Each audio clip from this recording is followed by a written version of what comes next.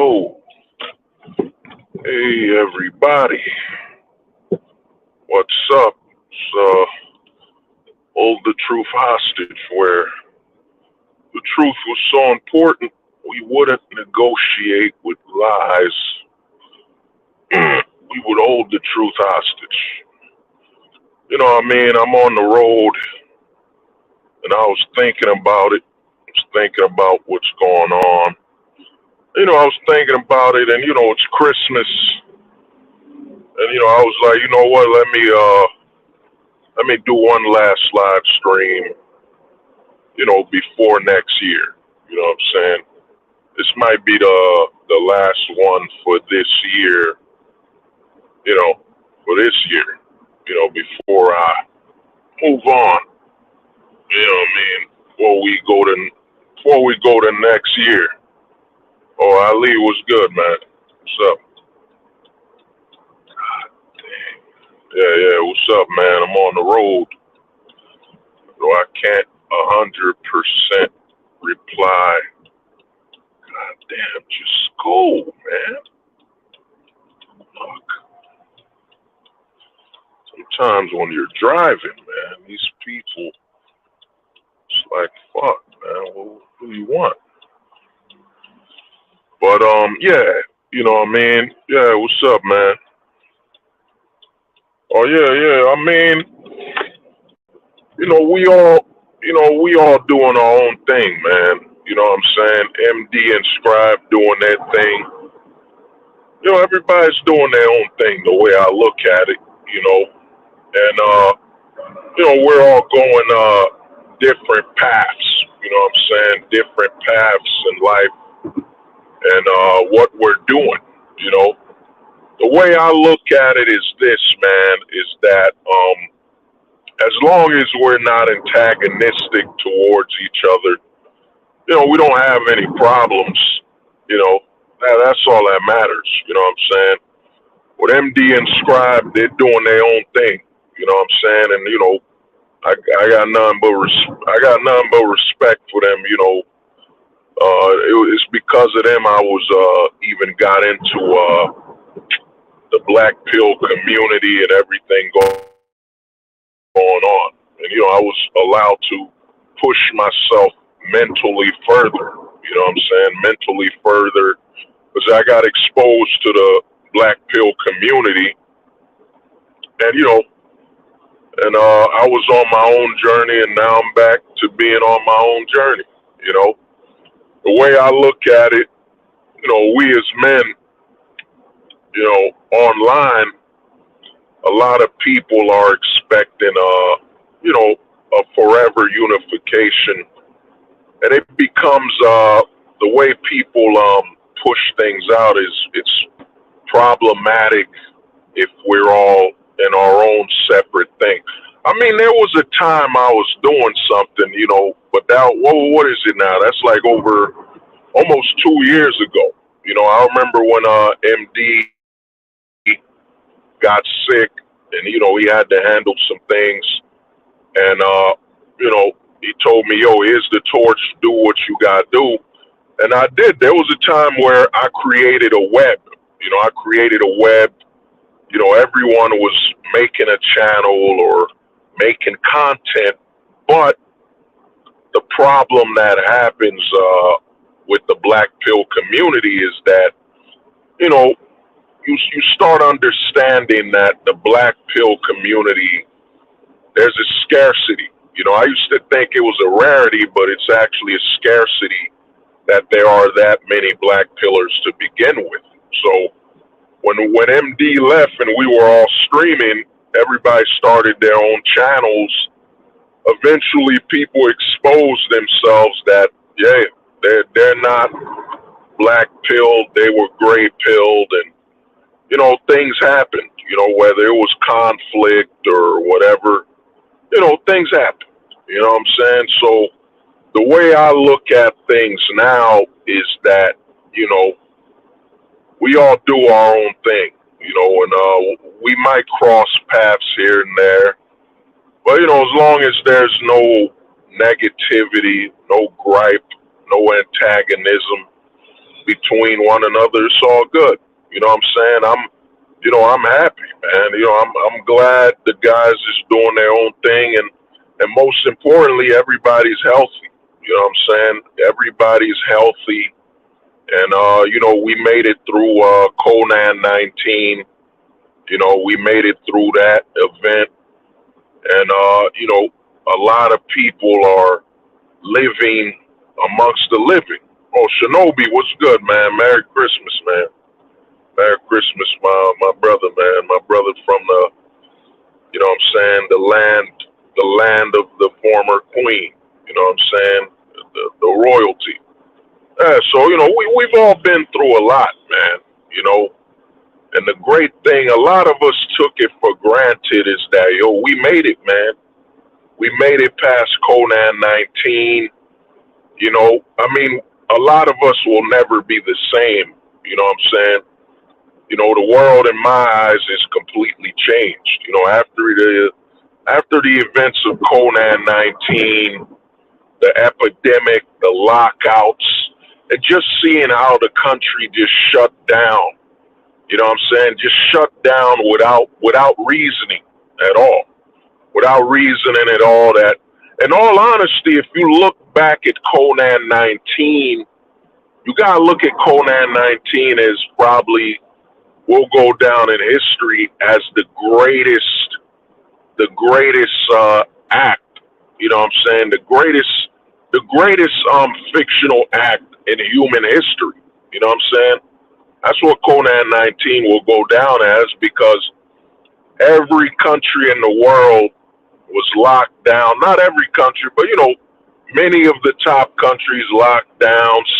Some are still practicing this lockdown, even though, you know what I'm saying, the advertisement. In fact, yeah, that's a better word. Conan 19 will go down as the greatest act of false advertisement ever.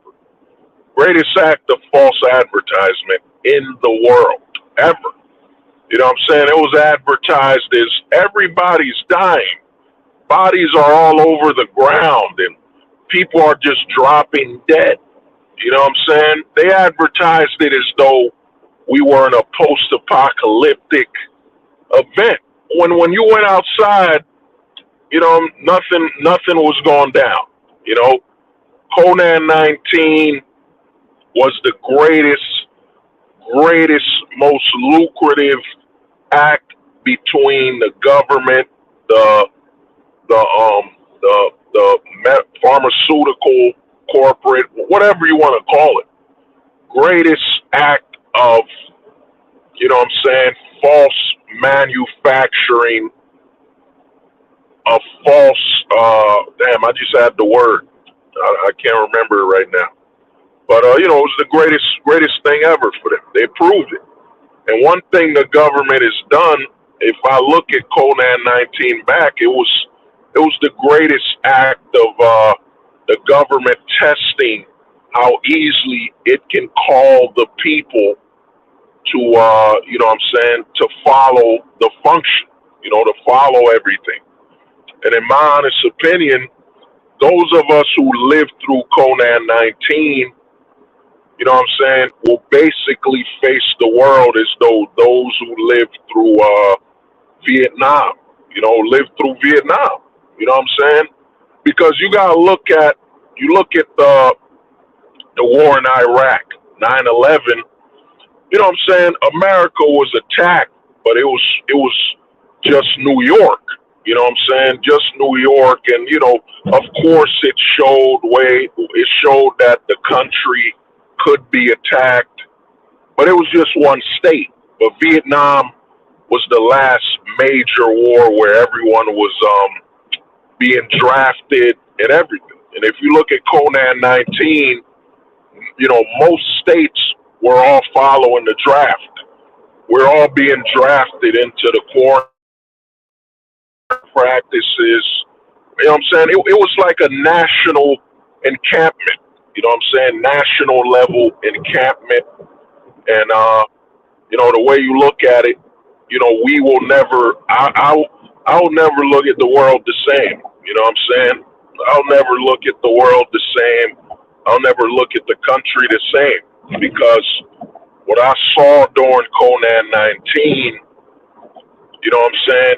The level of mental trauma it has done to me when it comes to my perspective on the future.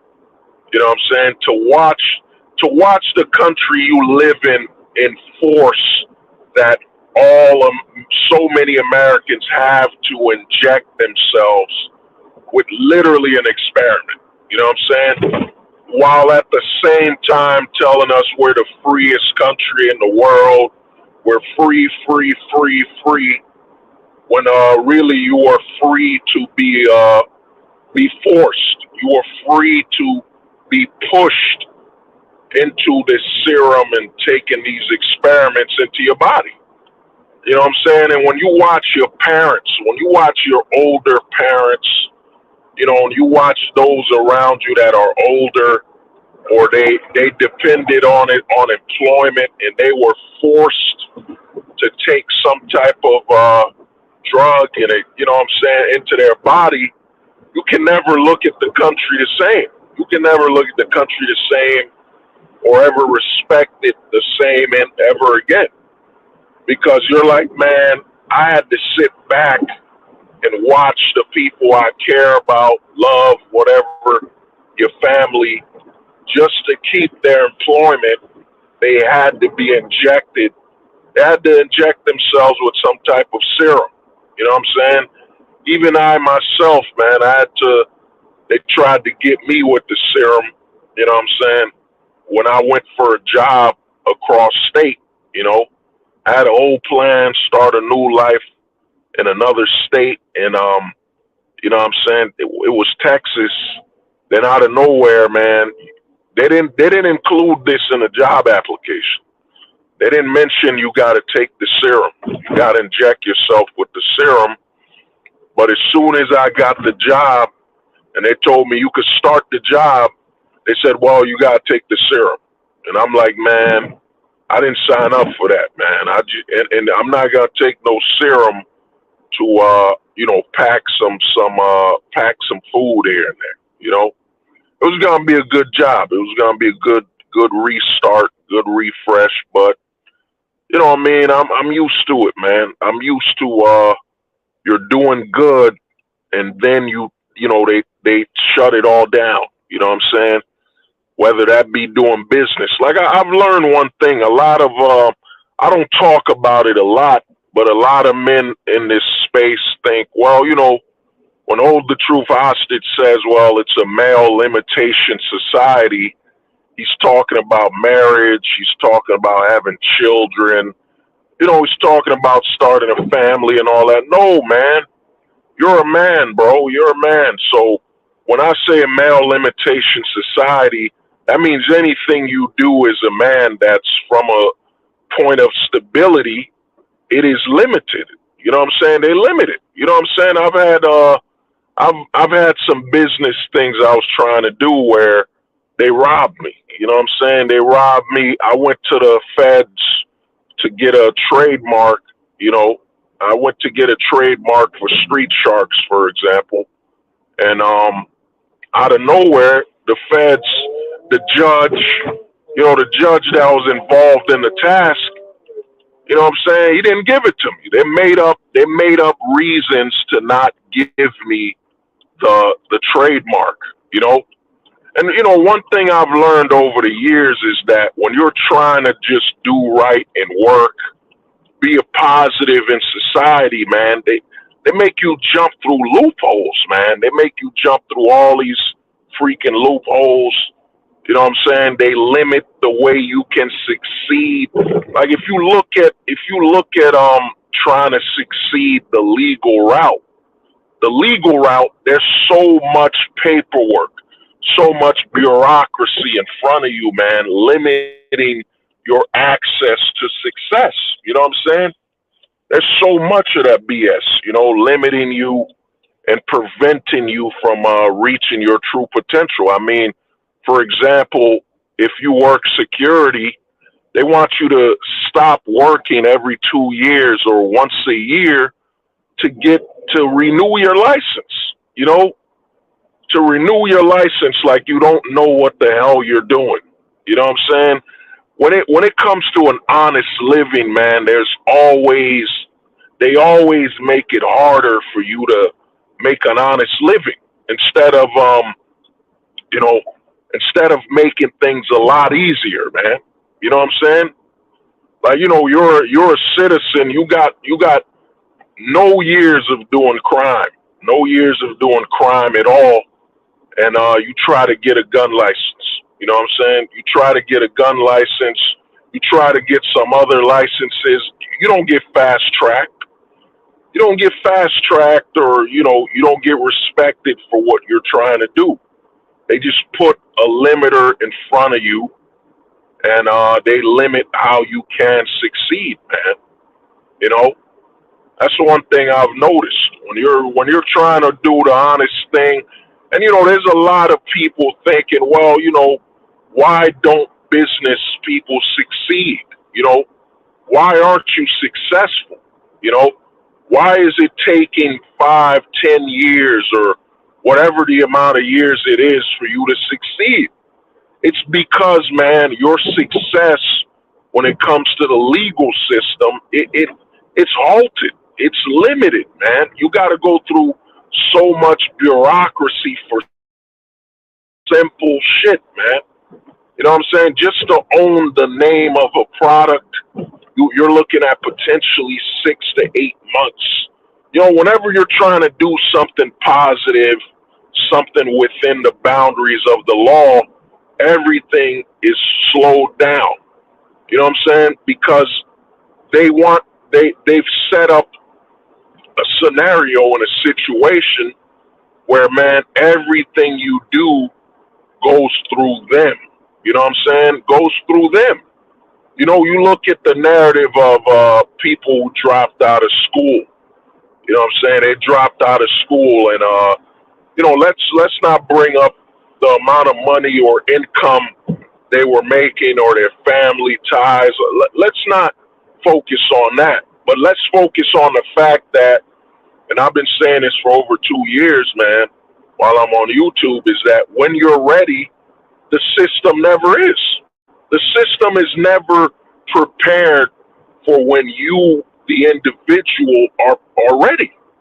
It's always, well, for you to graduate college, it's going to take you 4 years. For you to become a doctor, 8 years. For you to graduate high school, this, that. The system is not designed to where you can capitalize when you're prepared. You know what I'm saying? Usually for you to capitalize when you're prepared, that's when you got to look outside of the system, or you start looking and comparing things, and you're like, man, a lot of the illegal route looks like it's more flexible. You know what I'm saying? The illegal route is more flexible than the legal route. You know what I'm saying? I'm not promoting doing illegal activity, but when you look at it, you're like, man, they're moving a lot faster. They're able to move, at their pace, while you, the person who's following the law, trying to do things legally, all the bureaucracy is pushed in front of you to just halt what you can achieve. Like, I mean, think about it when you look at all these, business information. When you look at business information online, how come these business guides and business related what I'm saying, newsletters, they can predict when someone will succeed. They can literally tell you it's going to take you 5, 10 years, 9 years. You know what I'm saying? They can literally outline the success rate. Now, how can they do that? How can they outline the success rate if the rate towards accessing success isn't controlled? You know what I'm saying? It isn't controlled. There's a big narrative where they say, well, America's a capitalistic society. We're capitalistic. You can succeed. No, man. You know, capitalism is really the cover of the book. That's the cover. You know what I'm saying? That's the cover. The cover is, oh, we're capitalistic, and you know, you could just put an idea out, you could be successful.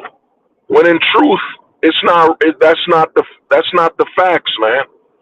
The truth is we're a very bureaucast. We're a bureaucast system. You know what I'm saying? A lot of bureaucracy. You know what I'm saying? A lot of bureaucracy. There's so many loopholes and things you got to do, man, just to access a potential of success. You know what I'm saying? I've run a business for what is it, man, since 2014. The amount of stories I could tell you where the government just tells you no, you can't do it. You know what I'm saying? Or they get in the way where you're like, man, I just paid. Like, there's no refund. There's no refunds here, man. So, you know, I'm gonna give you an example. You know what I'm saying? Oh, Lorenzo, what's good, man? Lorenzo, what's up? You know, so I'll give you an example. Like me and a buddy, we paid to own this trademark. So we paid, you know, we paid money to own it. But here's the thing. Here's how bureaucracy gets in the way. We paid for the trademark, and now the government wants you to pay to prove to them that you're using it. You know what I'm saying? So you paid to have the trademark, and now you got to pay them to prove you're using it. You know what I'm saying? Which is insanity. You know, you got to pay. You got to pay money to show that you're using something that you just bought. You know what I'm saying? It's kind of like I bought a jacket.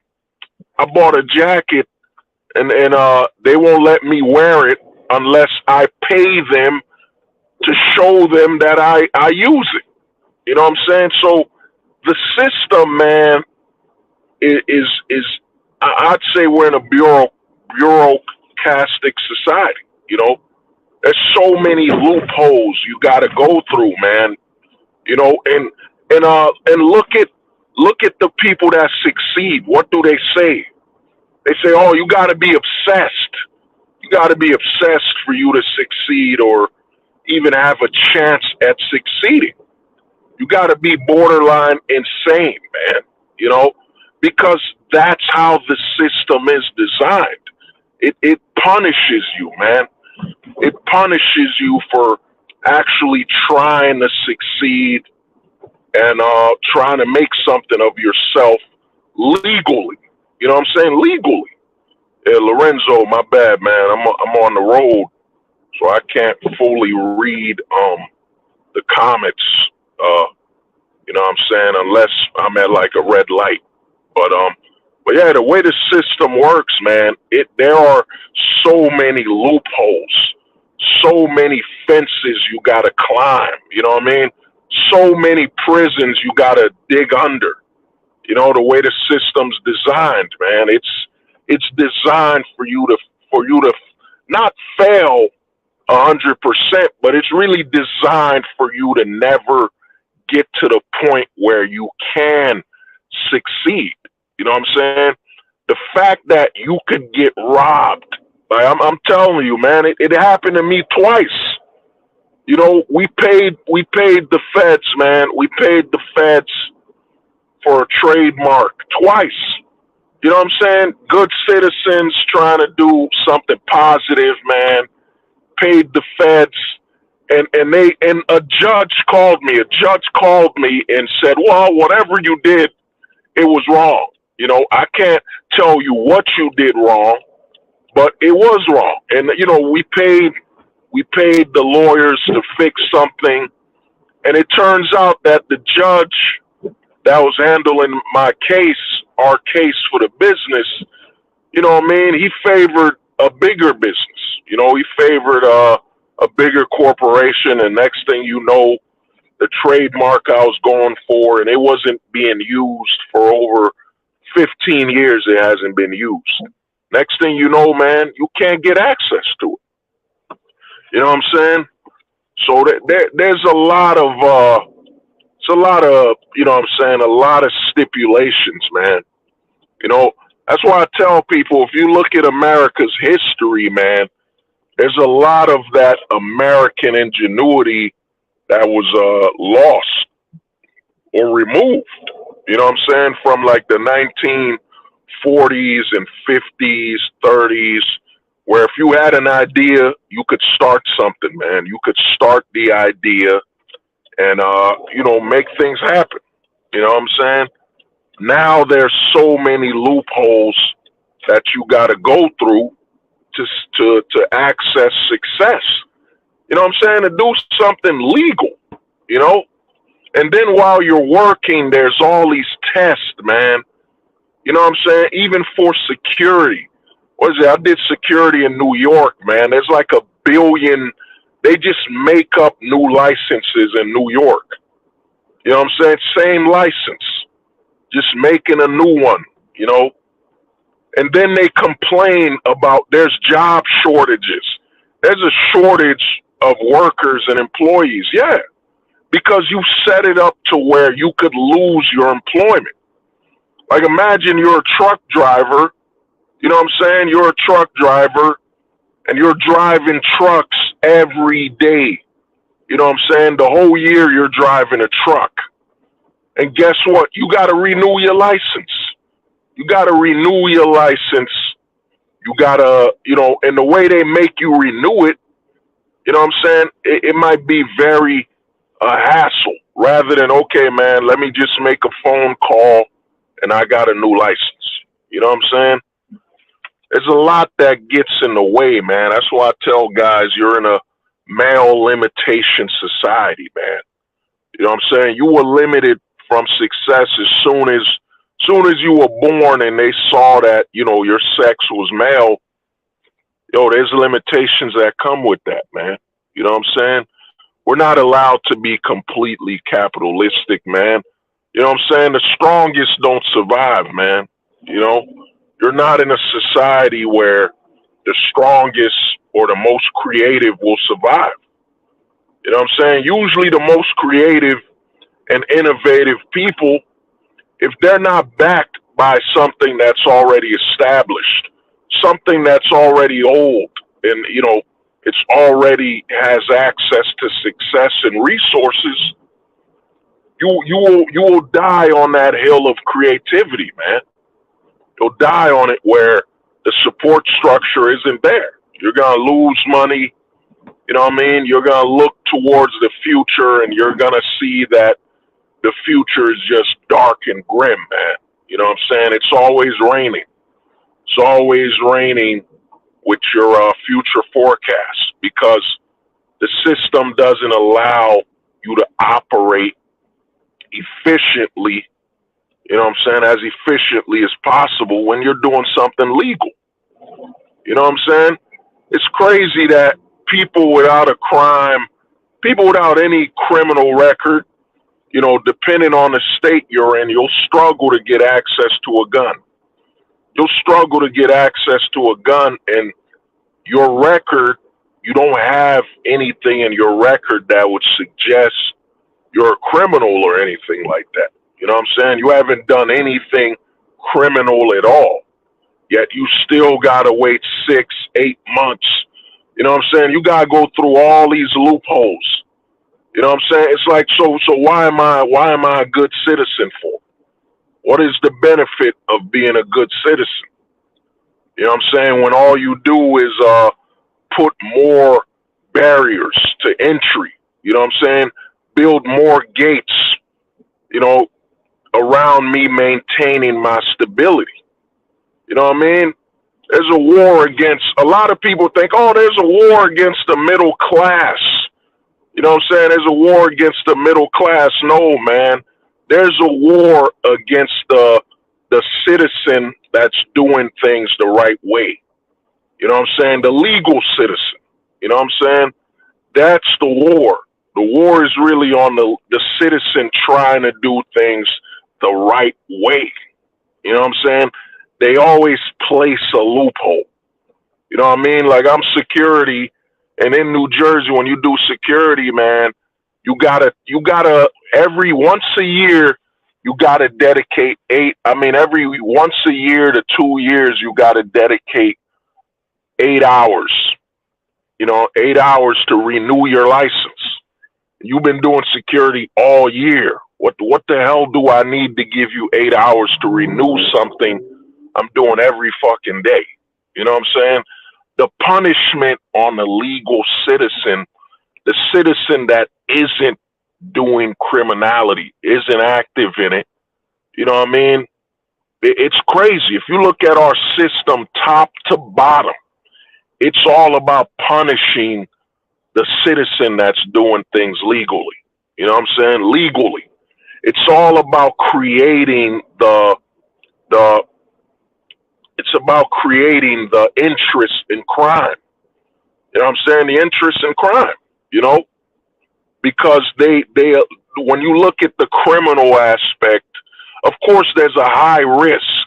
There's a high risk in criminality, doing something criminal, extremely high risk, dangerous. You might lose your freedom and all that stuff. But when you look at the path towards crime and you look at what you're trying to achieve and do, and you're like, man, for me to achieve what I want to do, for me to move as fast as I want to, I would have to risk my freedom. You know what I'm saying? That's what they've done. They've placed it that for you to be as successful as you can, as fast as you can, you have to risk your freedom. You know what I'm saying? You got to risk your freedom. And if you look at it, how many people, isn't I think the guy who ran the Bitcoin website, you know what I'm saying? He's going to jail. You know what I'm saying? Was running like a multi-billion-dollar company, and turns out, man, it was all through corruption, criminality, theft. You know what I'm saying? Nothing just about it, But look at that. He experienced that high level of success, man.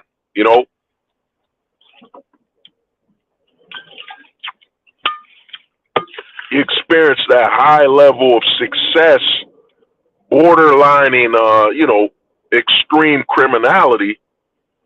You know what I'm saying? That's what it's become. That's what a lot of men are not looking at, man. You know what I'm saying? Fuck the narrative that, oh man, they're against the middle class. No, man. They're against you winning from a just perspective. You know what I'm saying? The just victory. You know what I'm saying? The victory of doing something justly. You know what I'm saying? With honor. You know what I'm saying? Ingenuity, creativity. You know what I'm saying? The system is designed to derail that, man.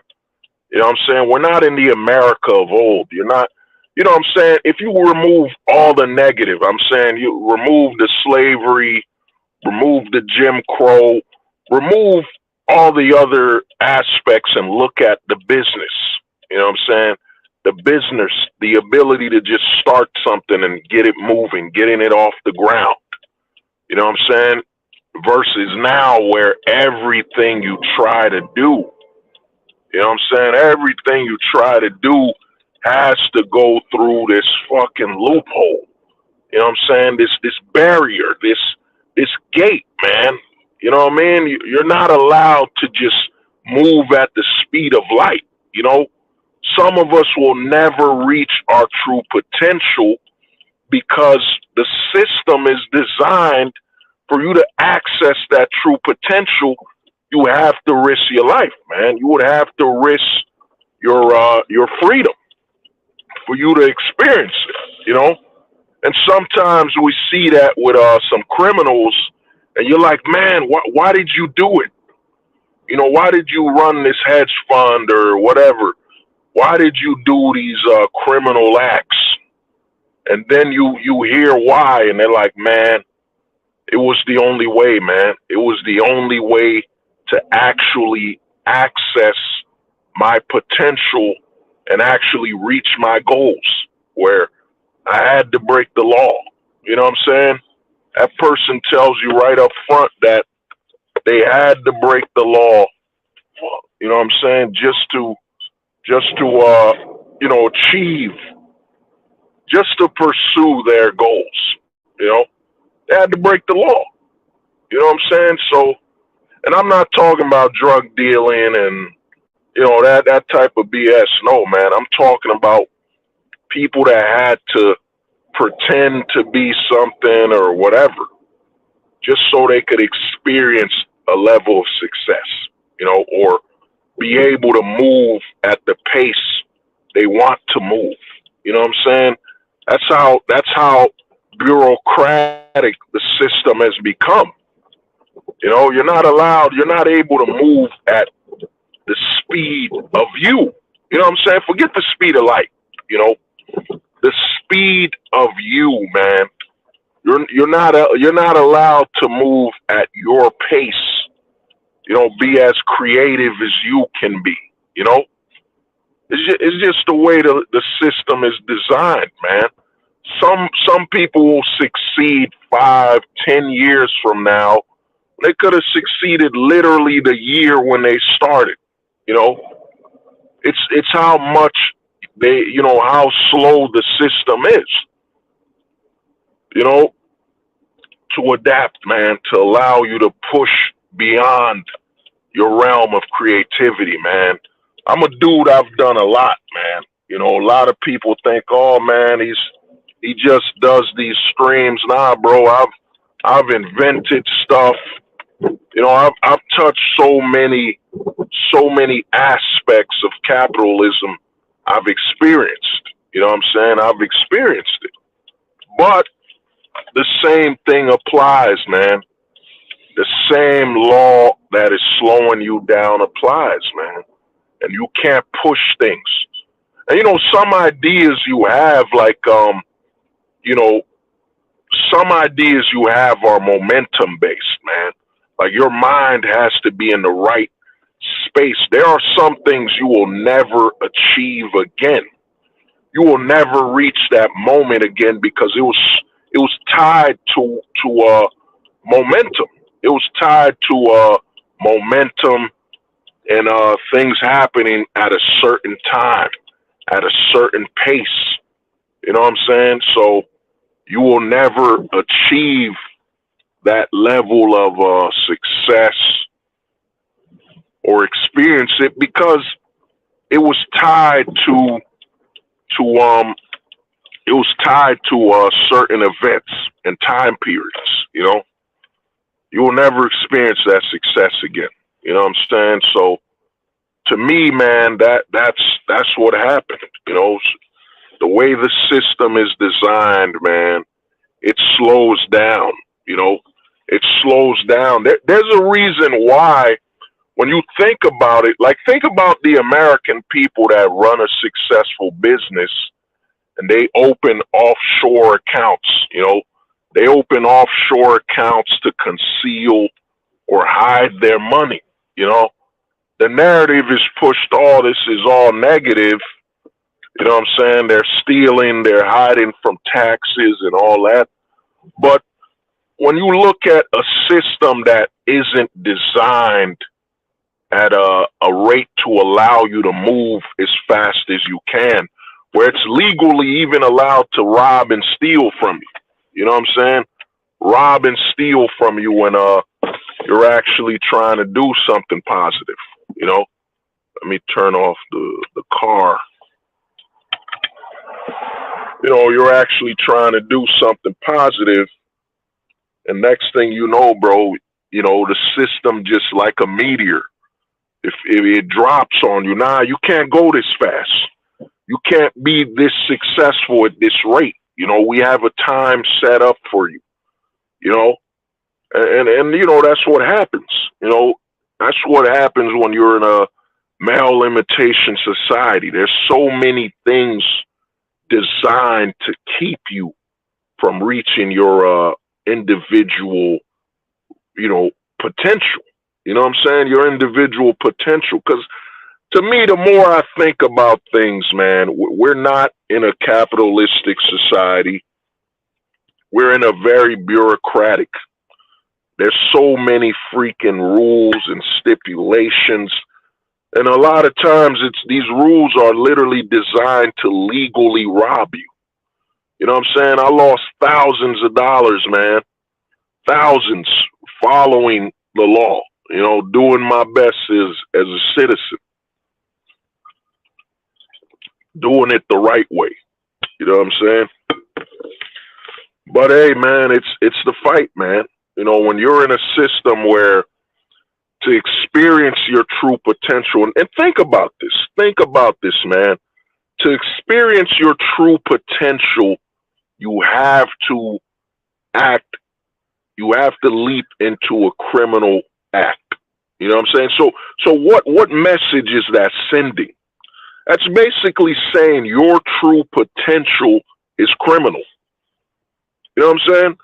That's really what the system is saying, that your true potential in the eyes of the government is criminal. You know what I'm saying? That's why there's all these bureaucratic things set up to slow you down, to limit your growth, limit your speed, limit your potential. You know what I'm saying? Because for you to succeed in the eyes of the government is to be criminal. You know what I'm saying? Give me a minute.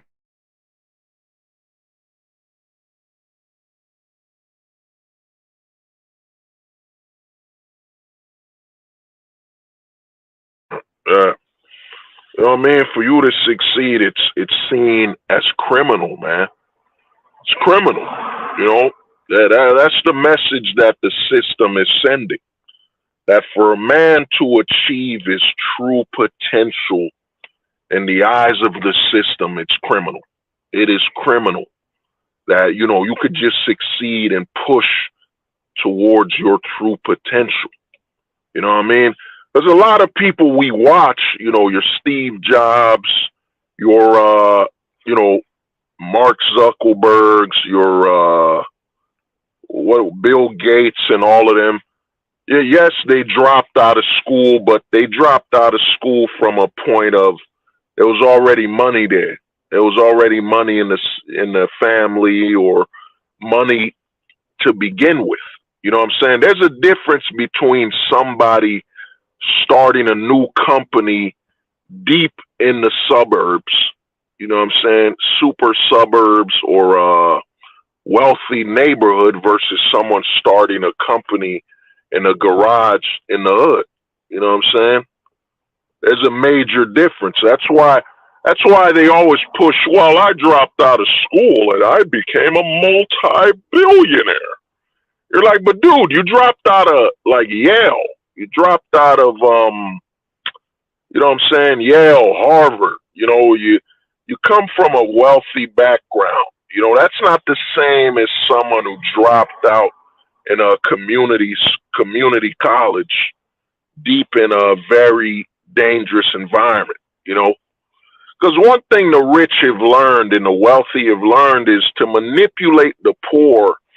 To manipulate the poor, you have to speak from a perspective of things they can experience, while at the same time not going into detail. You know what I'm saying? So if you're a wealthy billionaire who's a dropout, talk to the poor people from a perspective of, yeah, I dropped out of school and look at me, I'm still a billionaire today. Don't go into detail that, yeah, you dropped out of school, but you had trust fund, you're a trust fund baby.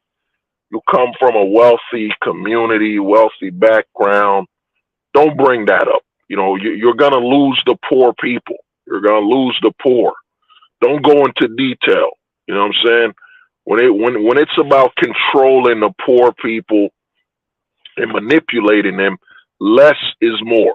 Don't go into, the more detail you go into, the more reasons you reveal for the poor people to not relate to your achievements. You know what I'm saying? Because someone from a private school background dropping out, succeeding, is a complete different experience than someone from like a public school who dropped out and became a multi-billionaire or became extremely successful. There are two different, positions, two different experiences, They're not the same at all, you know, and that's what's happened, you know. So when it comes to the wealthy, man, the way the system's designed, you know what I mean, you're not even allowed to start from the bottom anymore. You're not allowed to start from the very bottom. I'm not saying people aren't succeeding and making money. I'm not saying that at all. I'm just saying when you look at the the lack, when you look at it from a perspective of, is that person moving at an unlimited rate versus limited? You know what I'm saying? When you look at limitation versus unlimitations, you look at it and see that, yeah, man, you know, the entry point is very, you know what I'm saying, very, you know, what was the word? I just had the word, fuck, yeah, bureau class. You know what I'm saying? And, you know, that might be a new word, maybe, but it's bureau class. You know what I'm saying? It's not like a class system where we're class, but there's a level of bureaucracy infused into the class system, and I'll call it the bureau class. You know what I'm saying? We live in a very bureau class system. You know, there's so many. Yes, you can move beyond, you can go from zero to hero, you know, but you still have to operate within that bureau class type level the system is designed, you know. You know what I'm saying? It's not about just having a great idea, having a great plan, cuz even if you have all that, at the end of the day you're going to have to answer to the system. The system's going to get in the way. You know what I mean? The bureaucracy. The bureaucracy is going to slow you down. Oh, man. Like the homie Lorenzo. Oh, Lorenzo, you got a great idea. You know what I'm saying? Great idea. Now we need you to pay to own your idea. We have no refunds. And after you pay us to say this idea belongs to you, now we need you to pay us to prove that you're using the idea. You know what I'm saying? So it's so many, man. It's crazy, you know. But to get back on point about this live stream, you know what I'm saying? Well, why am I doing this live stream? Is that, man, we're heading towards 2024, man. We're heading towards 2024, and a lot of men don't understand, man, that, you know, 2024 is when it all changes. You know, it is when all the elements have arrived. That 2023 was really the warm up. It's the warm up towards a completely new society we're heading into. You know, everything's moving faster than anyone's ever thought of. You know what I'm saying? Especially with the AI technology. You know what I'm saying? I'm about to get a little focused on technology, but everything has changed, man. You know, the beginning, we're heading towards the age where there, you know, where unless you were there, it never happened. You know what I'm saying? We're heading to an age where everything can be fiction. Everything. Everything you see can become fictionalized. You know what I'm saying? Everything. You know what I'm saying? Like there could be a video of your father. You know what I'm saying? Your father hitting someone with a car. You know what I'm saying? Hitting someone with a car, and you'll be like, oh man, Pops, why did you hit somebody with a car? And turns out it's a prank. It's literally fiction. It was all generated through AI technology, a video of your father hitting someone with a car. And then, you know, and then you know, you don't know what if somebody hit somebody with a car right where they made the fake video of your father hitting someone with a car, and your father fits the description of what happened. We're heading to a time where everything is fiction. You know what I'm saying? Unless you physically experienced it and are physically there, everything can and will be fictionalized. You know, we're heading to that point where Nothing you see. I mean, online, I mean, on the internet, I don't really believe everything I see already, but we're at the point where nothing you experience online, you will be able to claim is real at all. You know what I'm saying? We're heading to that point, and 2003, I mean 2023, man, it closed out with a lot of things happening. A lot of things happening because think about it, 2023, we really moved away from the age of Conan 19. You know what I'm saying? We moved away from Conan 19 and that era, the quarantine and everything. 2023 is really when a lot of freedoms came back. A lot of experiences came back before the epidemic happened. And as you can see, technology picked up. AI technology, all this stuff picked up, man. All of it picked up as we're heading towards 2024. And I personally think that by the time we reach 2030, nothing right now will resemble that. You know what I'm saying? When 2023 hits, you will not be able to recognize what the world was in before 2030. You know what I'm saying? Before 2030, everything's going to change, man. We're entering a point in society where we're at the race. We're at a point where, I was talking about bureaucracy before, but we're now entering a time with AI and technology where everything can be accomplished in the shadows. You know what I'm saying? In the darkness. You know what I mean? Like right now, you can literally have AI running in your home. You could do your researches in your house, unconnected to the internet. There's so much technology that's happening. And what happens now in society, for years, we've been asking, how do we increase progress? How do we increase progress in society? Is it the law? How do we increase progress? You know what I'm saying? How do we increase progress to where we get the best cars? We get the technology reaches its, potential of all ever seeking the best. Well, that happened. That happened for over 100 years, thousands of years, whenever mankind was established. You know what I'm saying? We were always looking for a way we as men, we as a organic being could actually pursue innovation and prosperity and, just accomplishing at the peak of our powers, the peak of our ideals. A man's dream is actually to chase his ideals and his goals. The goals are what we're always chasing.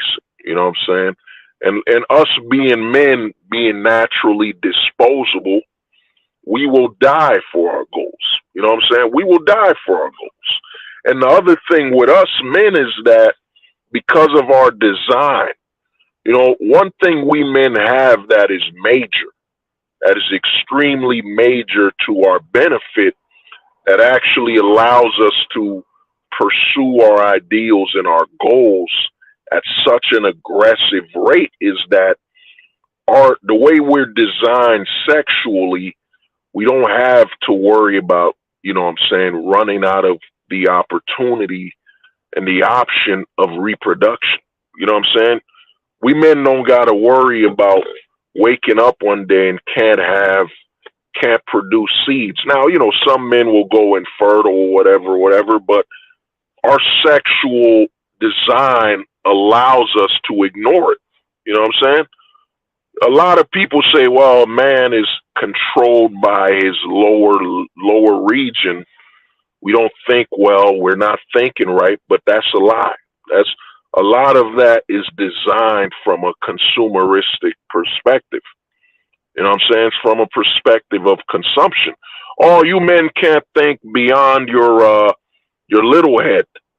But we have a whole society and a whole technology and system that was built on our bigger head.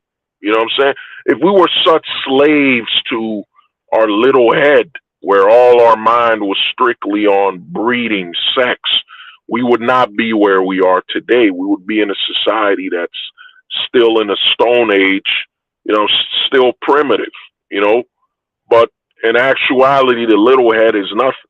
You know what I'm saying? Because unlike women that are born with a limited amount of eggs, you know what I'm saying? Women are really a slave to their sexuality. You know what I'm saying? A man, on the other hand, we're not born with a limit amount of, you know, sperm and what ranch dressing. Ranch dressing. We're not born with a limited amount of time to access that ranch dressing, so it doesn't really play a role to us. It plays a role when you're like younger and more in your teenage levels, depending on your sex drive, where it's harder for you to focus or think clearly because your sex drive is moving at such a rate. You know what I'm saying? It's like a Ferrari. It's just moving too fast, and you know what I'm saying? It's hard for you to think. Then if you're in a society that's hypersexualized, you know what I'm saying, where it's over sexualized, then that drive fuels your sex drive even further. You know what I'm saying? Because you gotta look at the men that were raised in let's say like the 1940s. If you compare a man that was raised in the 1940s to a man that was raised now, where it's hypersexualized, you'll see that the man in the 1940s, his sex drive wasn't as impactful to him. You know what I'm saying? It wasn't as potential of creating a mist in his mind and what he wants to achieve. You know what I'm saying? That man could still think, so, that was that. But now we're so hypersexualized. Because what's going on in America is that it's so hypersexualized, yet at the same time, it's being anti-sexualized. You know what I'm saying? You got all the footage and videos, naked women, this, your TikToks and all this and that. Then you have the narrative that's being pushed that you shouldn't be looking at women as sex objects. You shouldn't be looking at women from a perspective of sexuality, even though the empowerment and the message that's being pushed is that the ultimate form of power that a woman has is her sexuality, displaying it, manipulating it, and pushing it towards the forefront. You know what I'm saying? So that's what's pushed within a system. Because the way you look at America now after Me Too, and I'm going to touch up on that anyway, because Me Too 2.0 just happened. A lot of men didn't notice Me Too 2.0. You know what I'm saying? And I'll get into that a little in a few more minutes. But what's happened is America, what's going on in the country right now is that on the side of women, America's pushing two narratives. It's hypersexualizing the women. Then at the same time, it's saying, well, if you're not a corporation and if you're not a job, you know what I'm saying, you're not allowed to interact with the woman from a perspective of looking at her sexually or, admiring it or telling her what she's displaying. You know what I'm saying? If you're not coming from a corporate level. What I mean by corporate is that you see all these fashion designs and companies, Skims, they're pushing all this hypersexualization of women, you know what I'm saying, from a corporate level. Then you get the government to a certain extent, like you have the state and so on pushing that a woman's experience and her sexuality is what she should lead with in her life. When you look at how the state is pushing single motherhood, to the forefront as an act of empowerment because it creates a necessity for the state. Then you're looking at the narratives being pushed on gender roles and sexuality. There's so much being pushed from that perspective of how the state interacts with a woman versus how a man is allowed to, and how corporate interacts with a woman versus how a man is allowed to. You know, a corporation will tell her she's beautiful the way she is, even though she's overweight, and that's not the way she is. She wasn't born with over 40 pounds of fat and grease. You know what I'm saying? Bad health. You know what I'm saying? She wasn't born with that.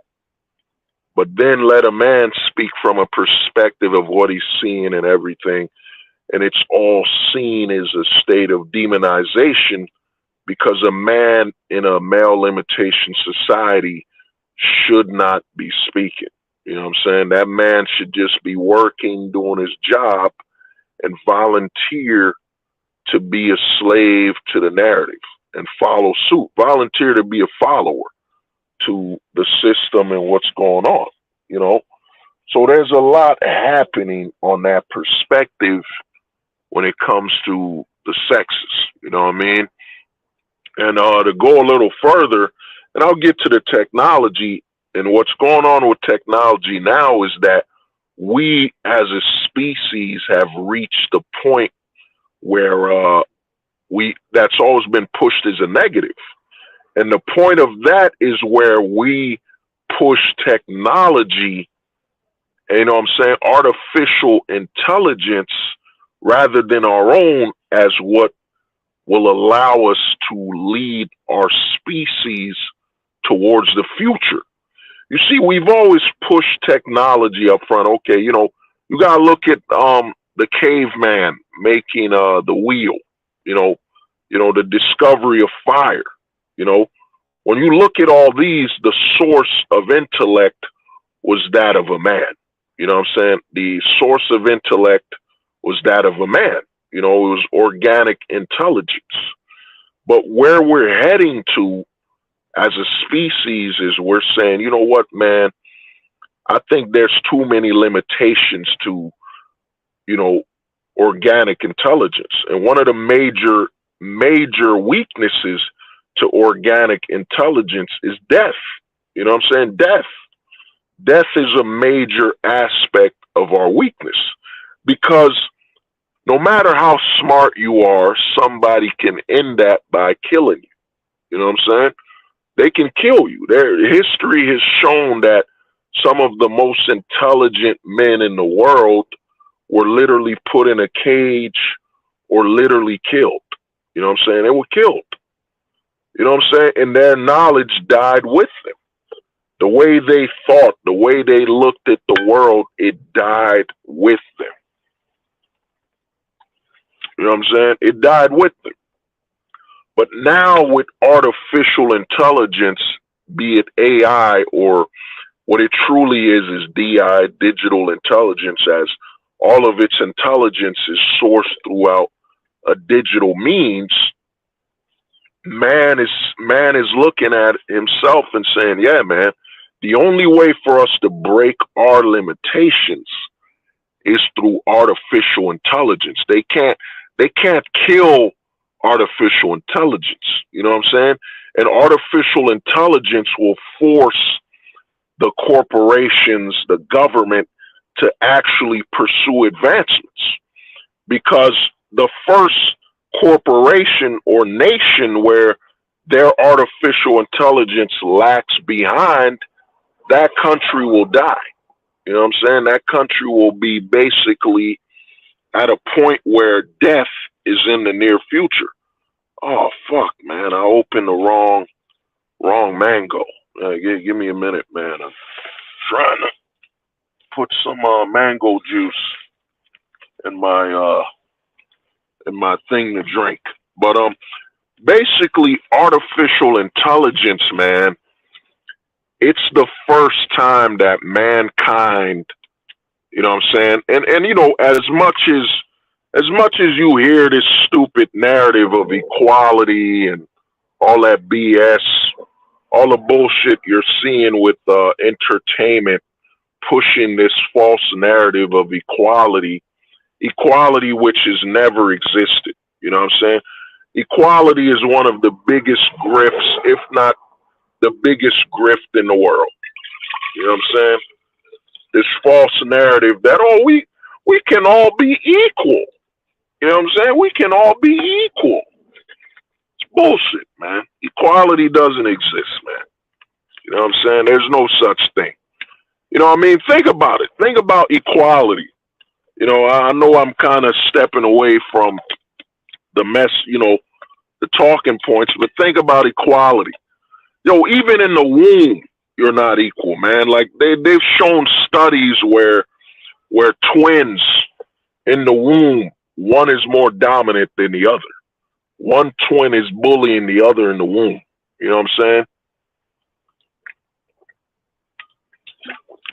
They're battling for dominance in the womb.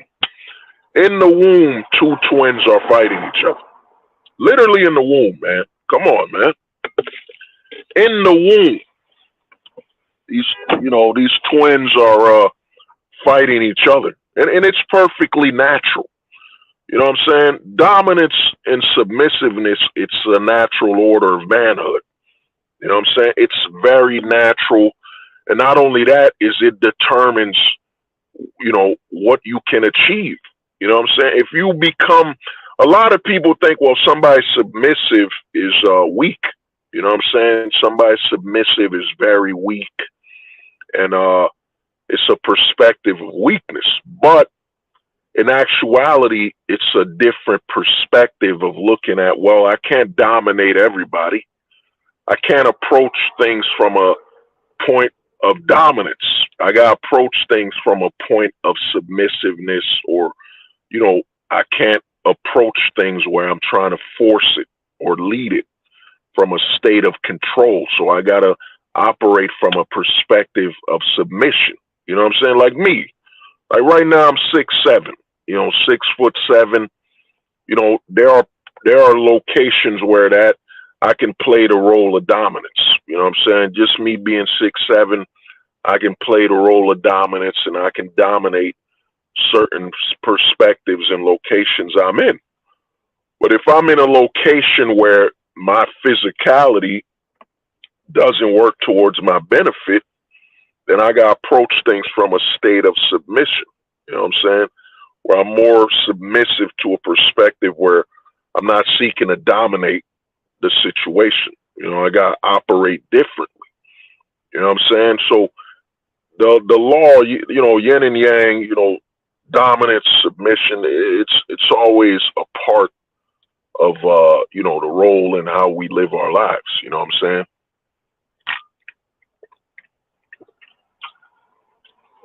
It's always been a role in the way we live. But they try to tell you we're equal. Equality is a scam, man. There has never been a point in history where everyone's been equal. You know what I'm saying? You could put family members in the same room. You know what I'm saying? You could put a father in a room with all four of his sons, and I could guarantee you they're not equal. You know what I'm saying? There's no equality there. One son won't even be able to talk as loudly as the other sons. You know what I'm saying? One son won't even be able to stand as stoic as the other sons. Because depending on how the father looks at them, their role amongst his sons and so on, there's no such thing. Equality is a scam. Equality is nothing more than a scam to deny you demanding fairness. Things can be fair. You know what I'm saying? There can be some fairness, between us. Now, equality, that's a scam. You know what I'm saying? That's a scam right there. You know what I mean? Equality. Equality is a distraction from the lack of fairness,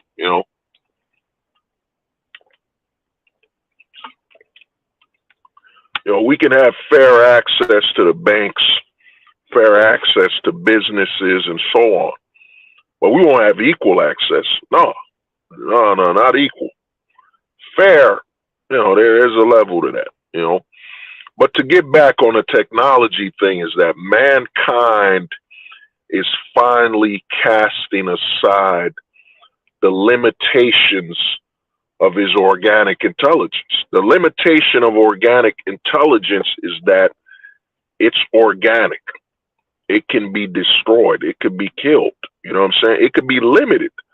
But with artificial intelligence, once that level of training and that ideals are put in there, it's extremely hard to kill it.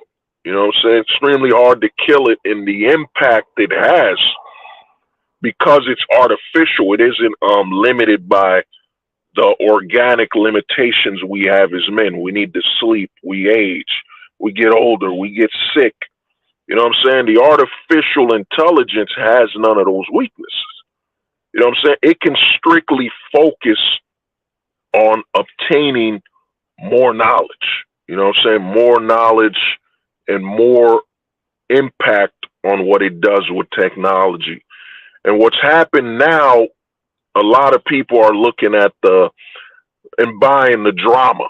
A lot of people are buying the drama of AI and technology. Oh, it's stealing from artists. It's this and that. It's going to eliminate this and that. You know what I'm saying? It's going to eliminate all this stuff when people aren't looking at and they're incapable of it because they've been trained from drama, and movies like Terminator. People are literally comparing AI to the Terminator a movie where everything happened and it was written fictionally. You know what I'm saying? It was written with fiction, as though the governments of the world, if a factory was mass producing machines, as though the government would not notice and would not shut it down.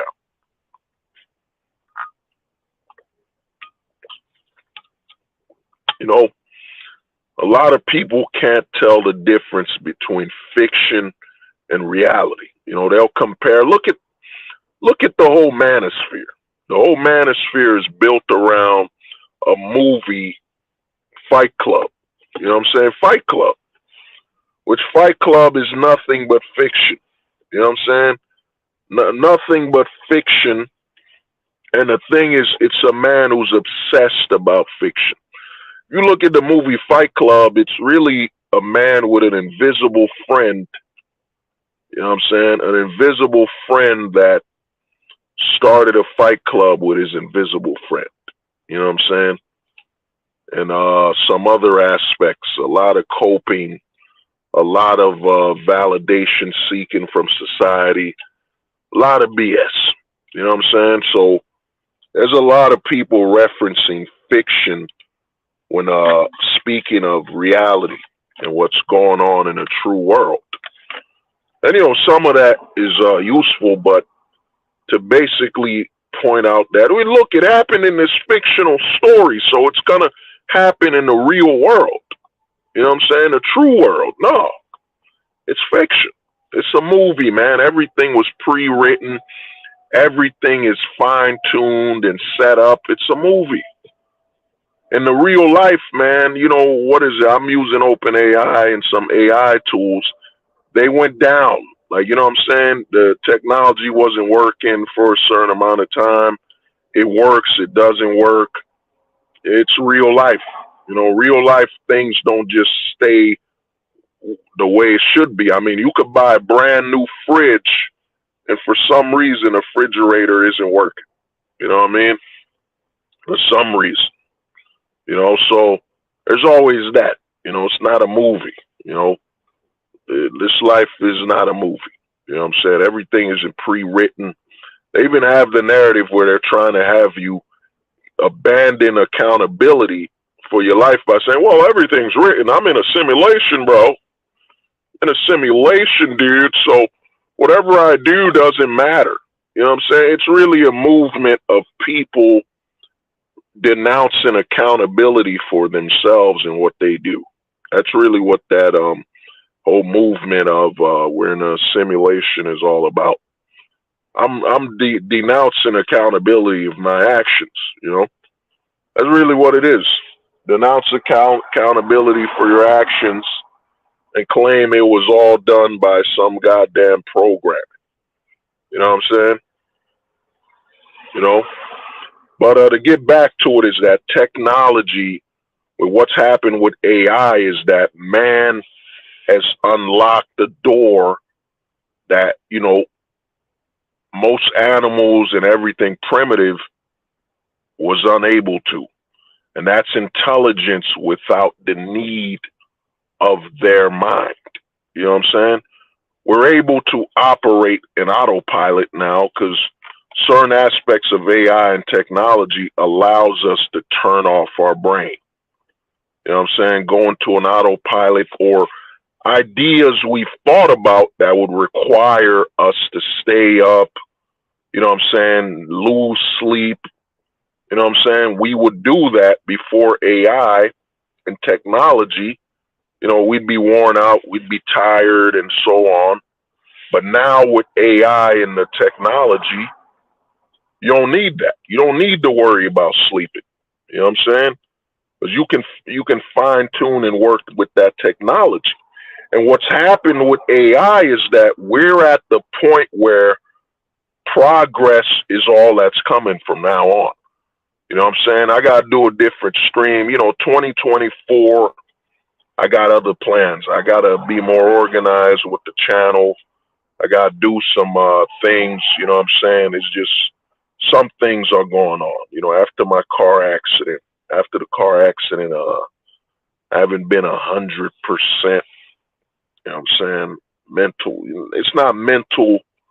It's not really a mental illness or nothing like that. It's just I got this bump on the back of my head I got to get a surgery for. And at times it gives me like a headache a little.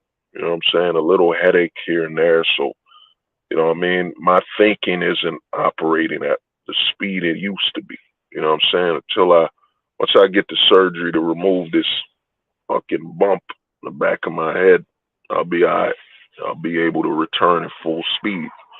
But the thing is this, man, we're at a race now.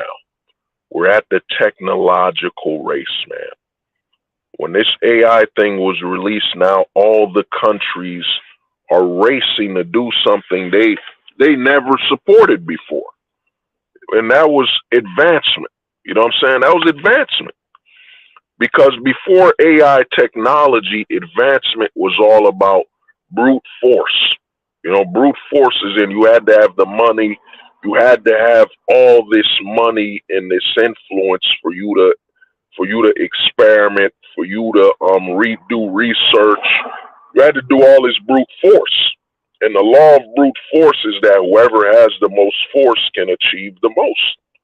But with AI now, it's not about brute forcing anymore. It's about getting this technology to be smarter, faster.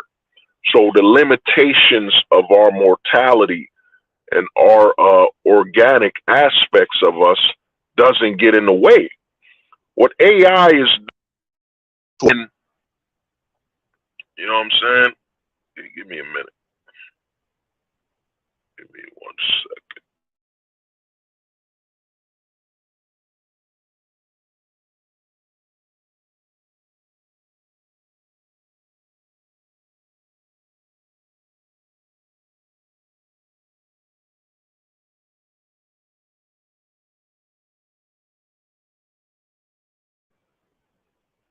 Yeah, so what I was saying is this, man. With AI and the technology is this, man.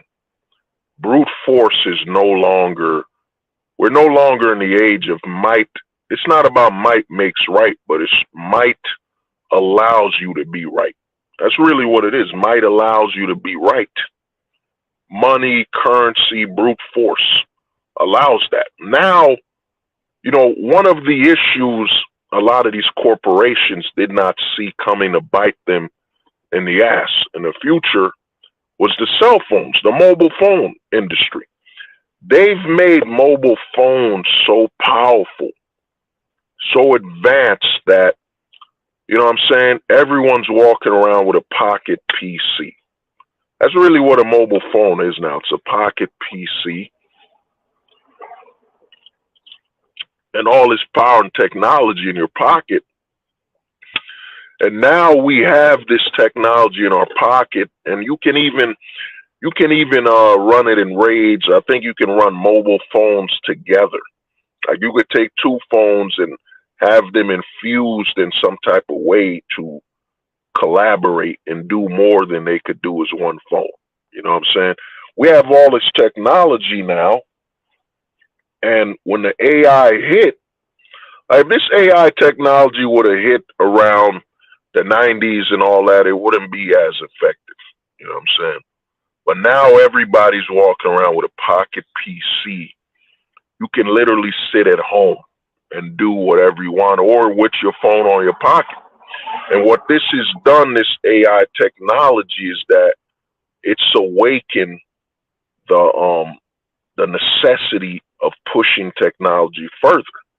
Now it's about whoever gets to the finish line. You know what I'm saying? Every corporation you think of is racing one another to produce the best AI, best technology possible, because they know the corporation that gets there first is the winner. But unlike before, where if the corporation that gets there first could actually limit access to the technology, that's no longer a possibility. Because now we have open source technology. The average person could be operating an AI in their bedroom, in their bathroom, whatever.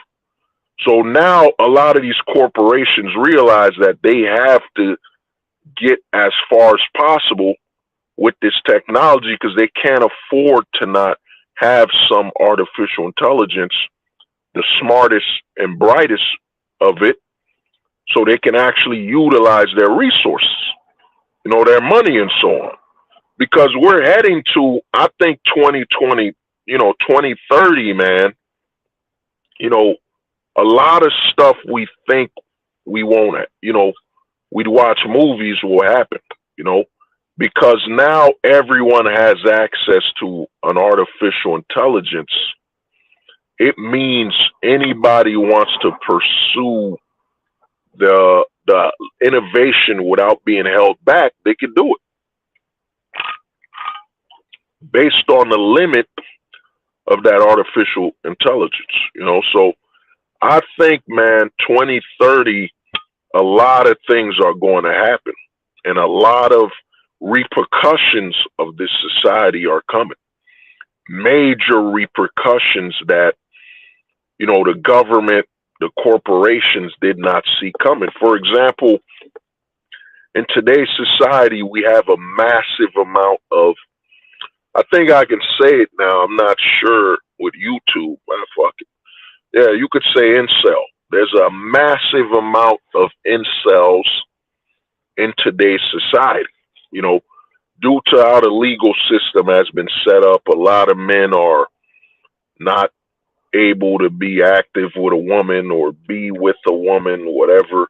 So a lot of a man's sexual needs physically, they've been cornered to pursue that online. You know what I'm saying? Then a lot of these men in this society, where it openly harasses and curses men out for their appearance, their lack thereof having an appearance and so on, and it demonizes the men. You know what I'm saying? A lot of men are turning to technology to begin with. A lot of men aren't even, there's not a word for it. There's not a word for it, and it's gonna need a word. Like we got introverts, for example. You got introverts, men that don't socialize with other people well. They're very introverted. You know what I'm saying? But I mean,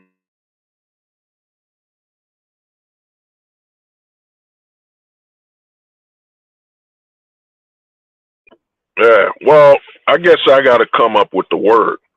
We're gonna have technoverted, technoverts or AI verts. You know what I'm saying, or something technoverts or uh, something like that, because we're heading to a moment in society that this system does not, did not get. In my channel, I don't say it's over for men. You know what I'm saying? Because men got to make that choice. Men have to choose when it's over for them. And once a man makes his choice, it's over, and it's over. But when a society, when the government and the corporations try to are telling men it's over for you, you know what I'm saying? You're sexist, you're toxic masculinity. You know what I'm saying? When the system pushes a man in that corner, deeming his existence toxic, you know what I'm saying? Sexist, misogynist, whatever. The thing is, that's the system telling that man that. The man hasn't told himself these things. The man hasn't accepted these things. And if you look at the history of mankind, whenever the pressure's on, we're not about staying within it. We're about overcoming pressure. When we couldn't get warm, you know what I'm saying? When it got cold and we couldn't get warm, we eventually found fire. We eventually started making clothing out of the fur of animals. What this society has done, and I've already seen it happen, what this society has done is creating an entire narrative demonizing men and calling them incels. You know what I'm saying? Incels and so on. Now, some men are like myself are bright enough. The IQ is high enough to understand that, incelibacy is a choice. For a lot of men, it's a choice, man. You could go to Vegas and end your incel though. Men that understand this are like, I understand it. You know what I mean? I'm not an incel because you told me I'm an incel. You know what I mean? Old JP was good, man. Merry Christmas, brother. Merry Christmas, man. You know what I mean? So a lot of men, with what men are going through, when they push men in this corner telling these men they're incels, all these men are demons and toxic masculinity, then you have a system that's going against our natural order. You know what I'm saying? Deeming the sexual identifications that a man provides and creates no longer exists. They're putting gender above sexuality. You know what I mean? Above sexuality. So a lot of men are now with this AI technology. A lot of men, like myself, I'm on Discord. You know what I mean? I spend a lot of time on Discord here and there. I'm active on some other social media, but I'm not active from a perspective of I'm free. I could be myself. No, I'm limited. I limit myself on Facebook. I limit myself on Instagram. I limit myself on, Twitter, X, whatever you want to call it. There's a lot of limitations, because when you interact with other people, whether it be fake or not, you know what I'm saying, whether it's a bot or not, there's consequences with interacting with people. So what's happening is a lot of men are either like myself, you're creating a Discord where you interact with like minds. You're talking with like-minded individuals, or with what's going on with the narrative of calling men incels is that a lot of these men are now becoming inorganic, introverts. I don't got the word yet. One day I'll get the word, but a lot of men are realizing, and what AI has done is a lot of men can now talk or bounce their ideas with technology. You know what I'm saying? With a technology that won't call them sexist, won't deem them misogynist, toxic masculinity, won't say they don't deserve to live and, they should be removed from this world. A lot of men are realizing that, intellectual interaction with organic beings is too problematic. There's too much high risk. there on the public sphere, you know?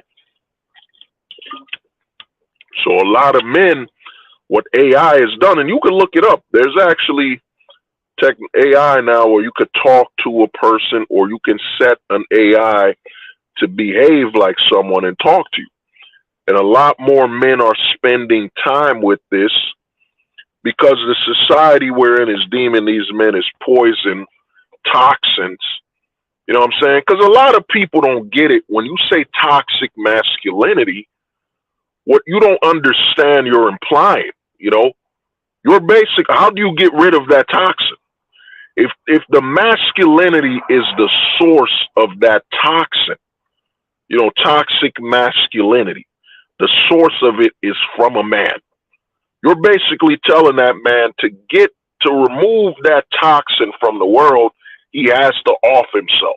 He's got to delete himself. You know what I'm saying? So now men are looking at this whole narrative.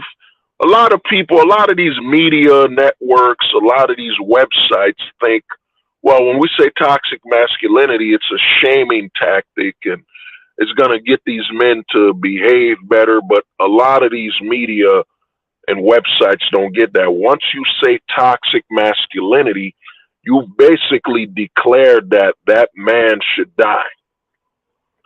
That man existing in this world, being alive, is a toxin. You know what I'm saying? It's the highest level of disrespect.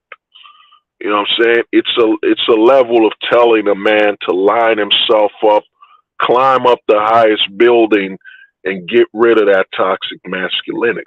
You know, and a lot of people, and I'm in the manosphere. I'm on YouTube. One of the biggest lies that's pushed is why aren't more men vocal? Why aren't more men talking about what's going on? And why aren't the majority of men talking? Well, men know this, man. We're men. Men know that all it takes is a few men or one man and the world changes.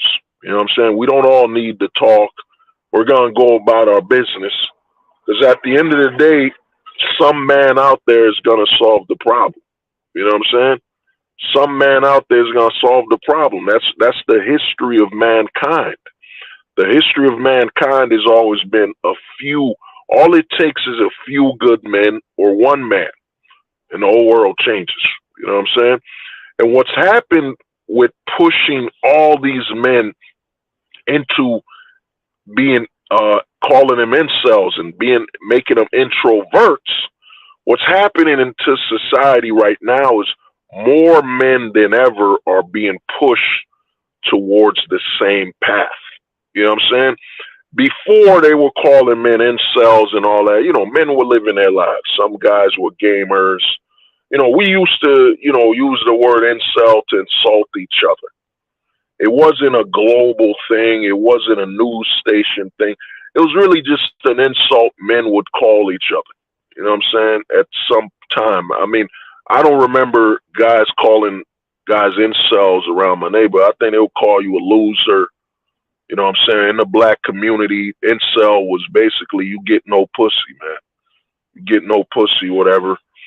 But now the media, it's all pushing men towards one direction. And that direction is to interact and depend on technology. You know what I'm saying? That's why video game sales are at an all-time high. Hacking, all this technological doxing, all of it is up because you're pushing men towards solely interacting online. You know what I'm saying? Online, you're telling these men this is where they belong, on the internet.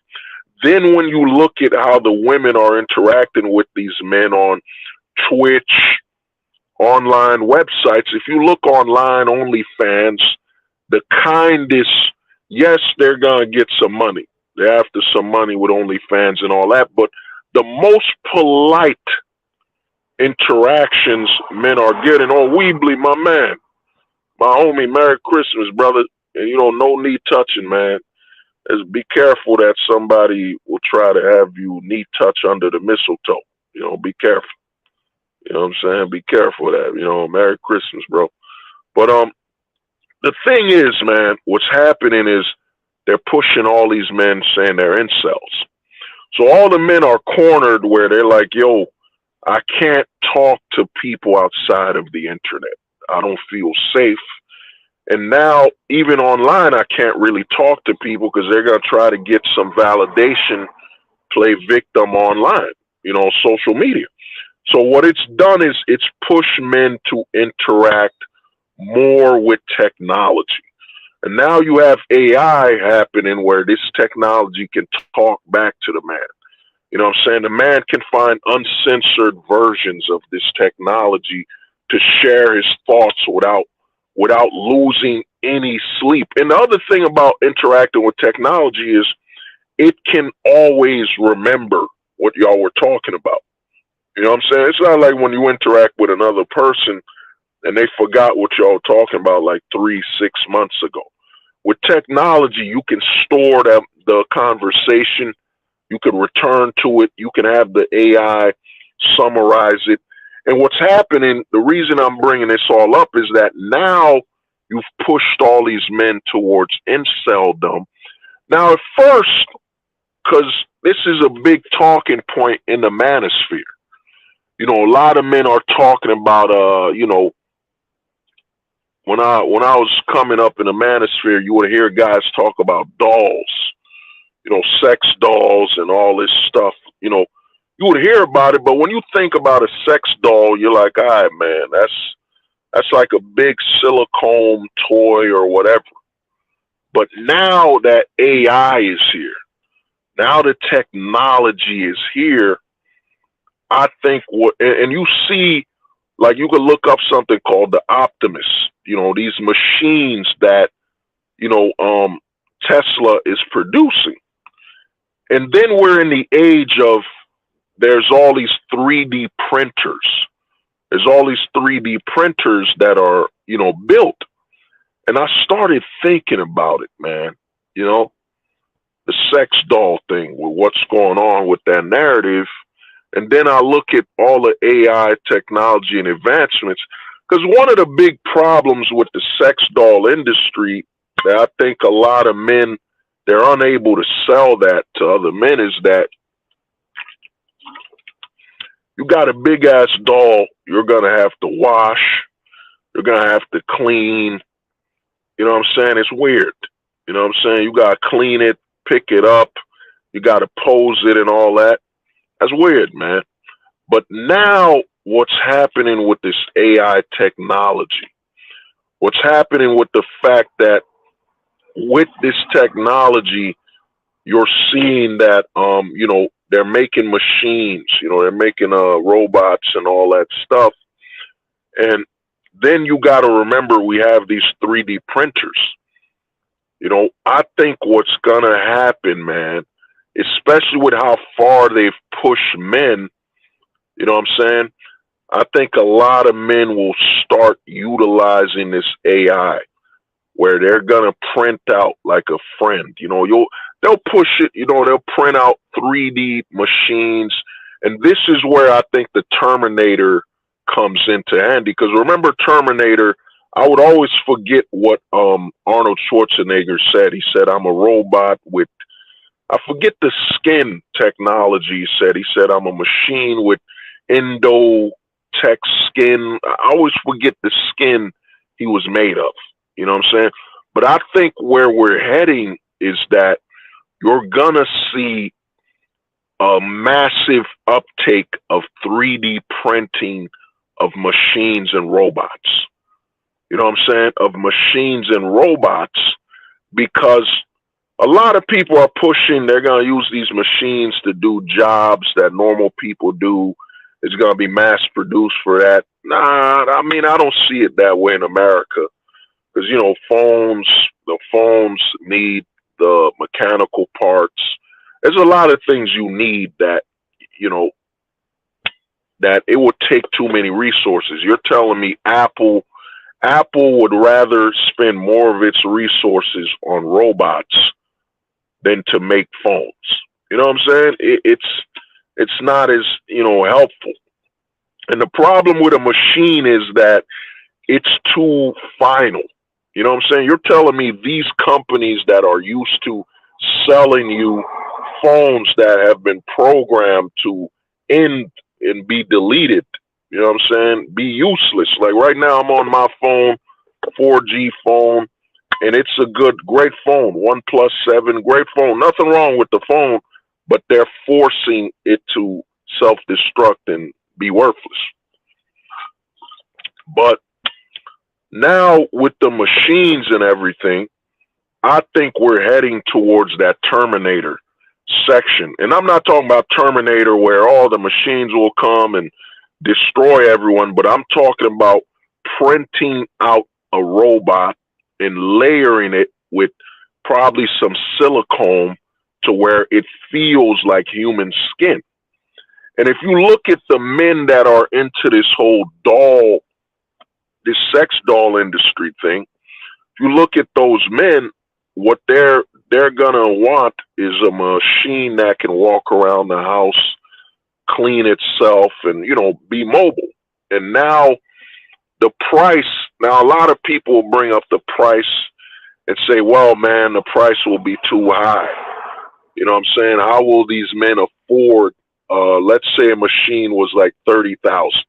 Let's say it's $30,000 for like for them to print you a Robo Buddy. You can get a Robo Buddy for 30,000. We will design this Robo Buddy, and the reason I bring up they'll design it is that right now with AI you can generate images of real looking people. You can literally design a person that doesn't exist. You know what I'm saying? And what I think's gonna happen is that, especially with the female celebrities and your OnlyFans and all that, they're gonna start selling their likenesses. And what's gonna happen is you're gonna see a lot of men invest in these $30,000 Robo Buddies.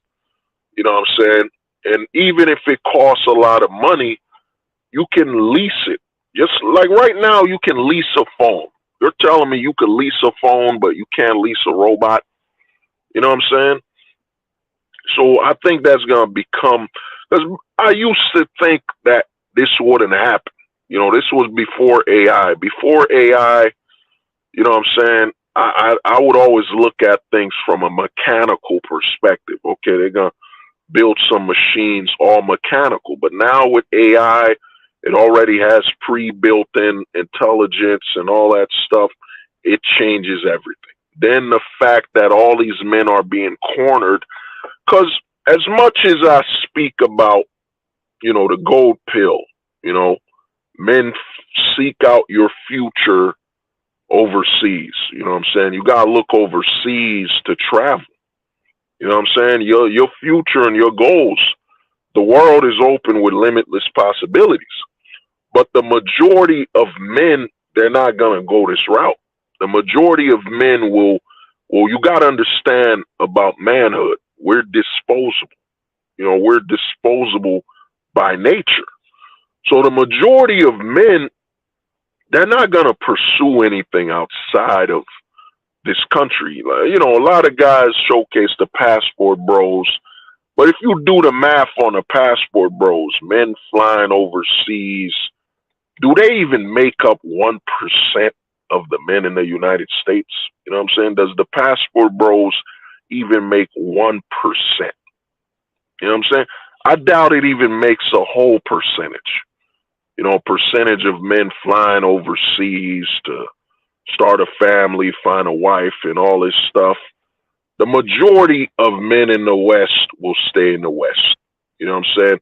There's so many things to do, video games, of course, to get their needs done in this pornographic society. Because you got to look at it is that I think by the time we hit the year 2000, we really became a pornographic society. You know what I'm saying? You had the song Stacy's Mom, got it going on. A lot of men think, well, Stacy's mom got it going on. Oh, it's just a song. No, man. It was promoting the sexual need it was promoting the acceptance of sexually wanting to access a single mom and, you know, have intercourse and so on, when usually before the old Stacy's Mom song, it was all about the narrative and the push of single mothers was that they need help and, you know, they're struggling and, you know what I'm saying, they're very sensitive with what's going on with them raising their kids. But once that Stacy's Mom pushed, it became, nah, man, you got to grab these single moms, have sex with them. Then after the Stacy's Mom, you had the movement of cougars and all that because, you know, they've sexualized everything. You know what I'm saying? Opportunity with over sexualization. So a lot of men growing up, I'd say around the 2000s, especially the 2010s with Twitch models, these cam girls, a lot of men have been raised through a pornographic lens. And a pornographic lens is that your sexual needs could be met without physically interacting with the woman. So you got to look at this and ask yourself, well, what are the side effects of that? What are the side effects of someone watching porno since they were like 13 or whatever? You know what I'm saying? And they've been on Twitch, all these Twitch models they follow, you know what I'm saying, that are naked. You know what I'm saying? There's a lot of dudes with a bottle of lotion. You know what I mean? Even you can turn off, you can mute yourself, you can put an avatar. So what happens to a generation of men, let's just say the Zoomers and early millennials, a whole generation or two raised on sexual interaction and lusting through the lens of online and not physical interaction. Then when it comes to physical interaction, these men are being demonized. You know what I'm saying? They're being told if you approach a woman, you're sexist, misogynist, you're dangerous. Even the math is no longer there anymore. They've placed grape numbers at an all-time high when actually I think the grape section, more men are raped or physically assaulted, you know, than anything else. You know what I mean? And it's a normal thing. You know, the ultimate threat to a man is another man. So naturally men would attack each other. You know what I'm saying? Oh, the homie Spec was good, man. Was good, bro. Yeah. Yo, Merry Christmas, man. Like I need to put that Merry, what is that? Is that yeah. Merry Christmas. You know what I'm saying? To give me a minute. Everyone. Yeah, there it is. Yeah. You know what I'm saying? So a lot of men, man, they've been raised through the lens of pornography. You know what I'm saying? So a lot of men, and then you add in the demonization of the Me Too movement. The fact that men trying to interact with a woman in a physical location, even saying hello or looking at somebody, touching something. Then the narrative, like a lot of guys don't even remember the narrative where they were saying that a man opening his legs, you know what I'm saying, is toxic masculinity in the train. So there's so much attack on the man physically. So a lot of men have turned to pornography. You know what I'm saying? Turn to pornography as the means to get their sexual needs met. You know what I'm saying? And what this has done, and a lot of men in the manosphere speak of what they call that nut clarity. You know what I'm saying? Nut clarity. You know what I'm saying? Well, if all these men do is wank off online, you know, and they keep getting nut clarity, they know once they wank off while they're in their house, they step outside, they see a real woman, they just ignore her and keep it moving. Because they got their needs met. You know what I'm saying? So what's happening now with this AI technology, you know, we're heading towards a path that the government and the corporations And I think some men understand. I don't think I'm the only man that knows this, where we're heading. You know what I'm saying? There it is, brother, post nut clarity. So, like the homie Spec is saying, post nut clarity. So all these guys, they're whacking off, you know what I'm saying? They're beating their bottle until, they're being their bottle wrench. So all these guys step out and they're like, yo, I got post nut clarity. You know what I mean? My needs are met. So I don't even want to interact with the physical woman. I'd look at her. You know what I'm saying? We got eyes, man. A man has eyes. So you gotta look at her like, oh shit, I see that BBL, I see the breast, whatever. You're gonna look at her. You know what I'm saying? But that's it. You look at her and you move on. So what's happening is a lot of these men, the constant exposure to pornography, these men are becoming, numb to reality. They're becoming numb to real sexual interactions. And they focus even more online.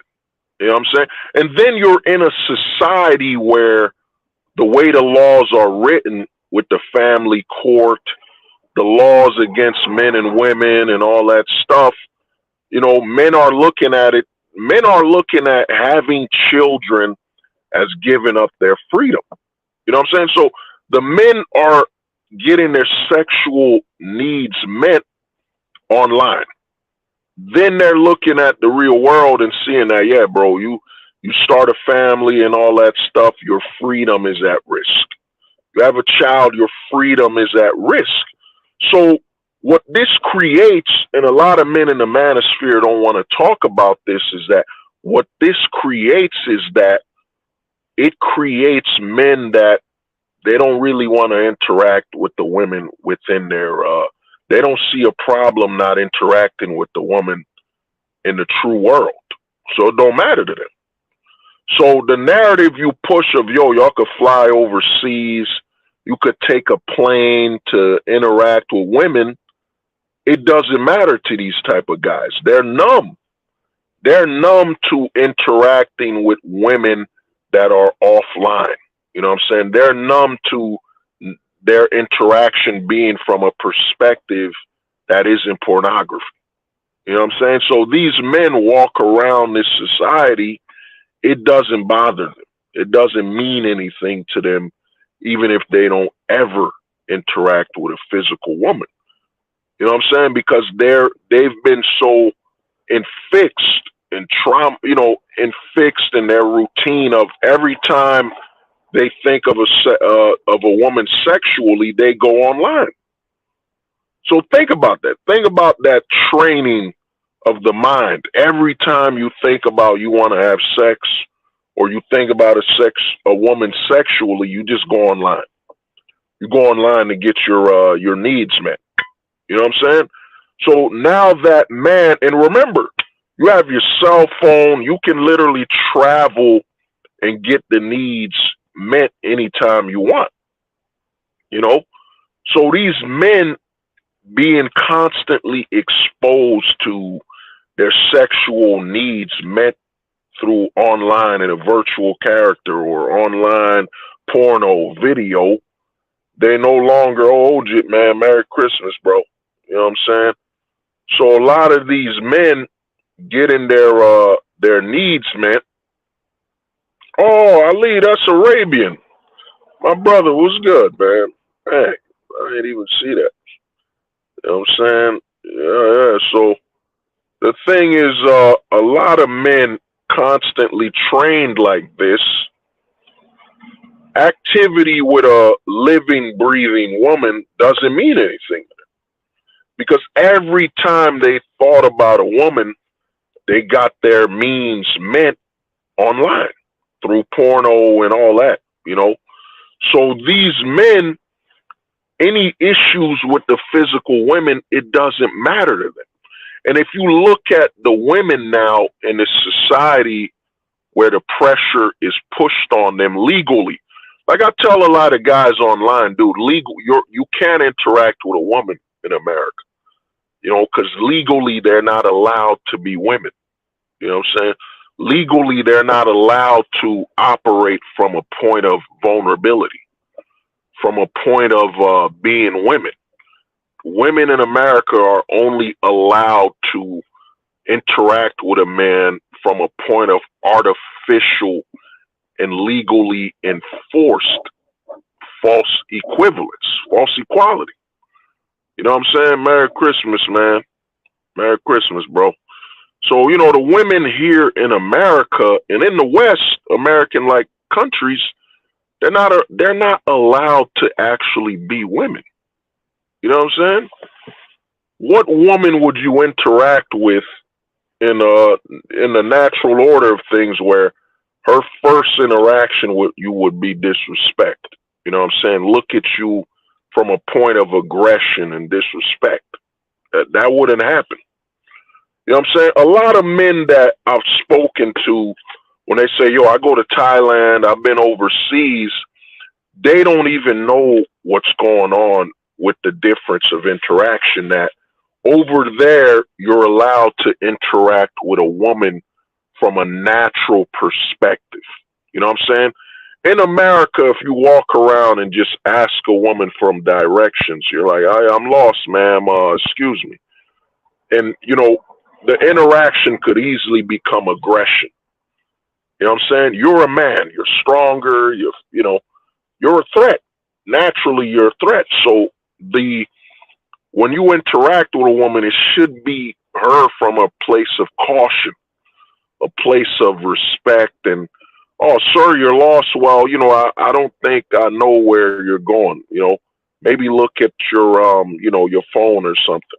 It shouldn't be from a response of aggression. You know what I'm saying? If it's a response of aggression, it means that woman is not existing in a natural order of things. She's not even existing in a state of being a woman. You know what I mean? A lot of those other countries where they're more feminine, a lot of guys don't get it. It's not that they're just more feminine, it's that, dude, they're allowed to be women. You know what I'm saying? They're allowed to be women. Then you come here and then it's a whole different experience. Women here in the States aren't allowed to be women, man. That's why I tell guys, I'm like, dog, man, how can you be disappointed?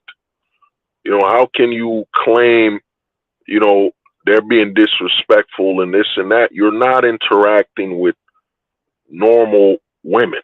You live in the Americans. You're in America. You're in a state where women are not legally allowed to actually be women. You know what I'm saying? They're not allowed to be that. The whole system is set up to have them pursue being men.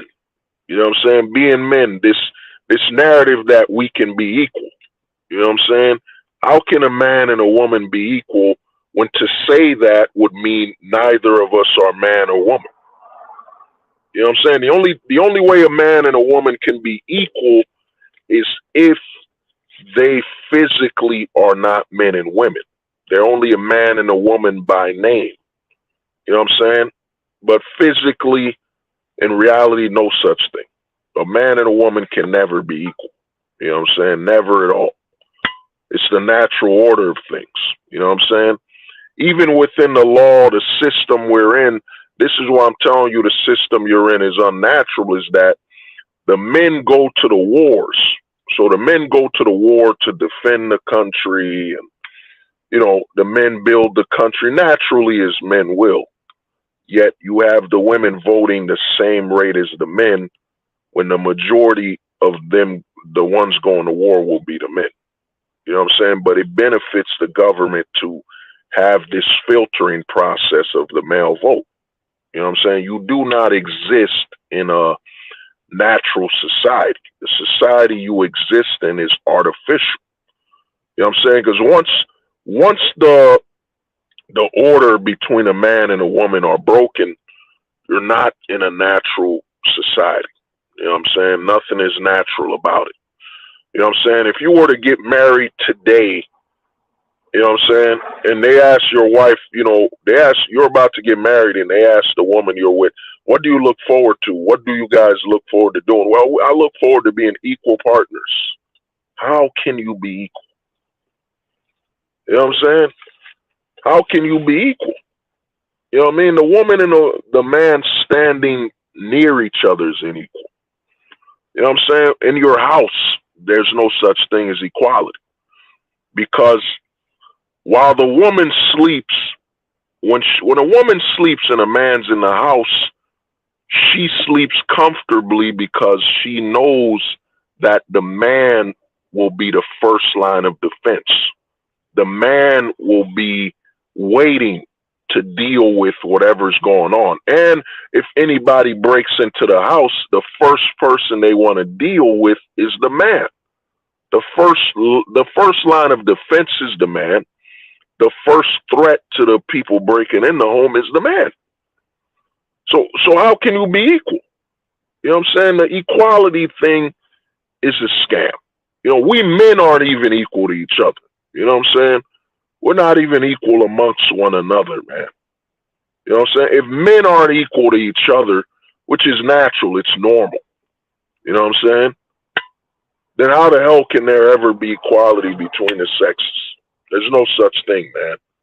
It's just the government creating an illusion to distract you from the fact that them putting women in a position to even be equal towards a man is actually them disrespecting and filtering the male process and the male opportunity and all that. You know what I'm saying? I'm not against women working because guess what, man? Unlike popular lies in the manosphere, women have always been working. There's never been a time period in our existence as a species that women were not working. Women have always worked, man. You know what I'm saying? Men and women, we've always worked. You know, a man's had a job, a woman's had a job. It's never been, women have never worked. They don't do nothing but exist and birth children. That's a fantasy. That's a scam. That's a lie and a narrative that's pushed out there. Women have always been working. You know what I'm saying? Because if women weren't working, then the interaction between a man and a woman would never work. You know what I'm saying? It would actually go against our roles, the natural order to begin with. You know what I'm saying? So, because why would a man and a woman cohabitate if they both don't do different jobs? You know what I'm saying? It's all stupidity. But to get back to the AI stuff is that they've cornered a lot of men online. And what's happened with this technology is that this technology will not disagree with you if it's made uncensored. Men can actually, right now, from a mental standpoint, the AI isn't 100% there, but you can talk to it. If you can get your hands on an uncensored model, you know what I'm saying? I'll give you one right now. It's called Menstrual B. Every man should be installing a program called LLM Studios. It allows you to install AI into your desktop and all that. Look up LLM Studios. Because right now, what AI and all this incel talk has done is it's pushed us towards conversing with our ideals and our goals. You know? So what AI is allowing men to do is that you can talk about your ideas and your goals. And what that's going to do is it's going to push men to the unlimited. You know what I'm saying? I've been telling guys this, man. The reason we can't conquer space, the main reason we can't conquer space is that we're not asexual. You know what I'm saying? We don't have asexual reproduction. You know what I'm saying? That's why we men have not conquered space. I've covered this many times over the years on this channel, is that our weakness is we're not asexual. And what's happening now is that there's a man talking to his AI. And I'll give you an example. This man is saying, you know what, AI, how can we, I think we can go to space, but how do we reproduce without women? You know what I'm saying? Without women, how do we reproduce? Is there a way we can do it? And the AI is going to point, well, there's cloning. And then that man's going to be, well, the problem with cloning is the inability to diversify the genetics. Because one of the big advantages that women allow us men and our species as humans is that we're allowed to, with interacting with women, to diversify our genetics. You know what I'm saying? If you had a kid with a woman from Italy, it's going to bring in the Italian gene pool to your genetics. If you had a child with a woman in Africa, it's going to bring that diversity to your genetics. You know what I'm saying? So the women allow men to diversify their bloodline, keep the bloodline fresh. You know what I'm saying? So we don't end up in a situation where we have incest and so on, stuff that would deteriorate our bloodline. You know what I'm saying? So what the man's going to arrive at, and this is what's going to happen. This is why these corporations are racing to get this AI technology to where it's at, because God forbid some man in his bedroom with the technology arrives at the point where he says, you know what, I found it, guys. I found a way for asexual reproduction without losing the genetic diversity. And what's going to happen is that a man will start realizing that, yeah, all we need to go to space is enough DNA samples from, other men. And what's going to happen, what I mean by that is genetic information such as they found a way to get genetics from us through stem cells. Like, for example, they can get your genetic information from a strand of hair. You know what I'm saying? A strand of hair. So now think about it. What's going to be easier to bring into space with to keep the genetic pool fresh? A lot of strands of male hair, or an entire body that needs to be fed, and then produce a baby in the next 9 months. Because the ultimate weakness of conquering space is that we are still bringing the limitations of our species towards space. Space, unlike Earth, man, unlike where we are now, where it's all about, okay, how do you have a baby? You know what I'm saying? How do you reproduce and have children on this Earth healthy? The whole Earth is designed to support the process of giving life, when a man interacts with a woman. You know what I'm saying? The Earth is designed for that. For a man and a woman to cohabitate and bring a child into this world. But space is not designed like that. You know what I'm saying? You can't go into space with the same, with the same approach and requirements and stipulations we have on Earth. You can't do that. You know what I'm saying?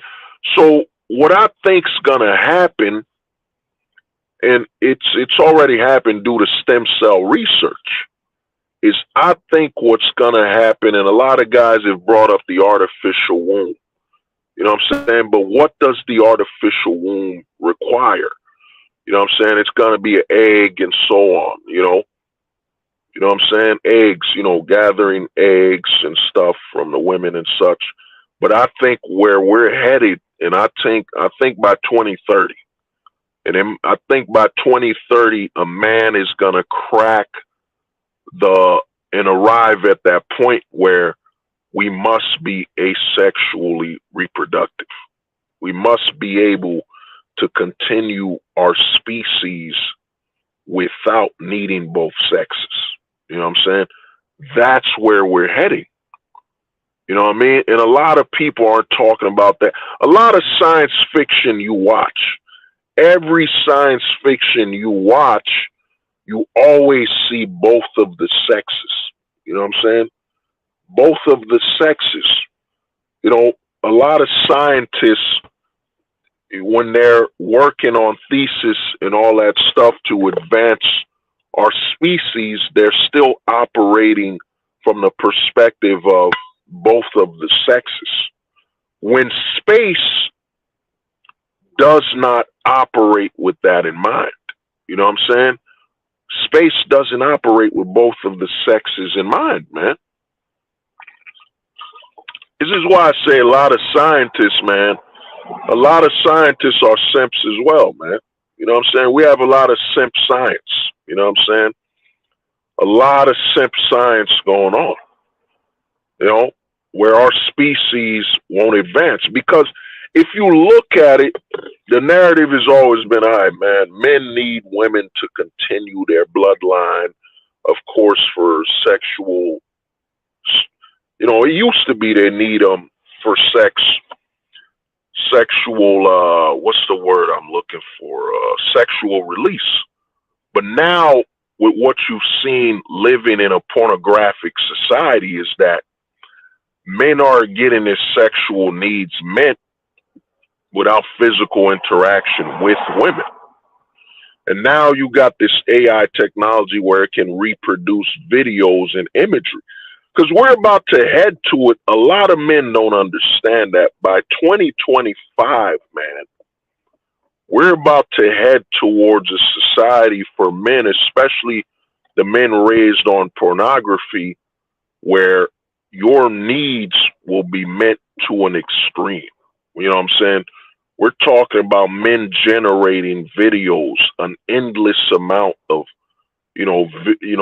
visual stimulation from artificially created pornography. You know what I'm saying? Artificial created pornography. And what's going to happen is these men will be able to get their means, their desires met on a per second basis. You know what I'm saying? So what's happened between men and women is, yes, physically, to bring children into this world, to have children, both sexes still need to interact with one another. You know what I'm saying? Even if it was done through artificial simulation.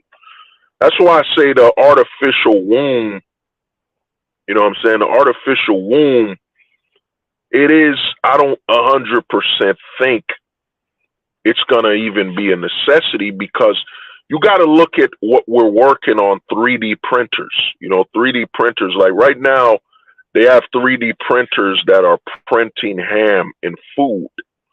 You know what I'm saying? Printing ham and food, a 3D printer. So you're telling me it would not make more sense to print out a whole cow? You know what I'm saying? With a 3D printer. And think about the 3D printer. Now, some people listening to this are saying, oh man, you're losing me. You're going farther. You're going too far. You're going towards the infinity pill, or I'm going to call it the infinity perspective. But think about the way a child is formed. You know what I'm saying? A child is formed from, what is it? The sperm reaches the egg, and then the body starts to go from a fetus and expand. What if we could skip that? You know what I'm saying? What if we could skip that? What if we could skip the stage of a child being a fetus? You know what I'm saying? What if we could literally print out a baby? You know what I'm saying? Print it out 3D printer style. Because I think a lot of men, and it's a hard pill to swallow. It's the hardest pill to swallow, and it can actually break you. You know what I'm saying? It can break most men. And what can break you is when you realize that the way you go around and go about is inefficient. You know what I'm saying? That your organic existence is inefficient. Oh, Mr. P, man, Merry Christmas, bro. Merry Christmas.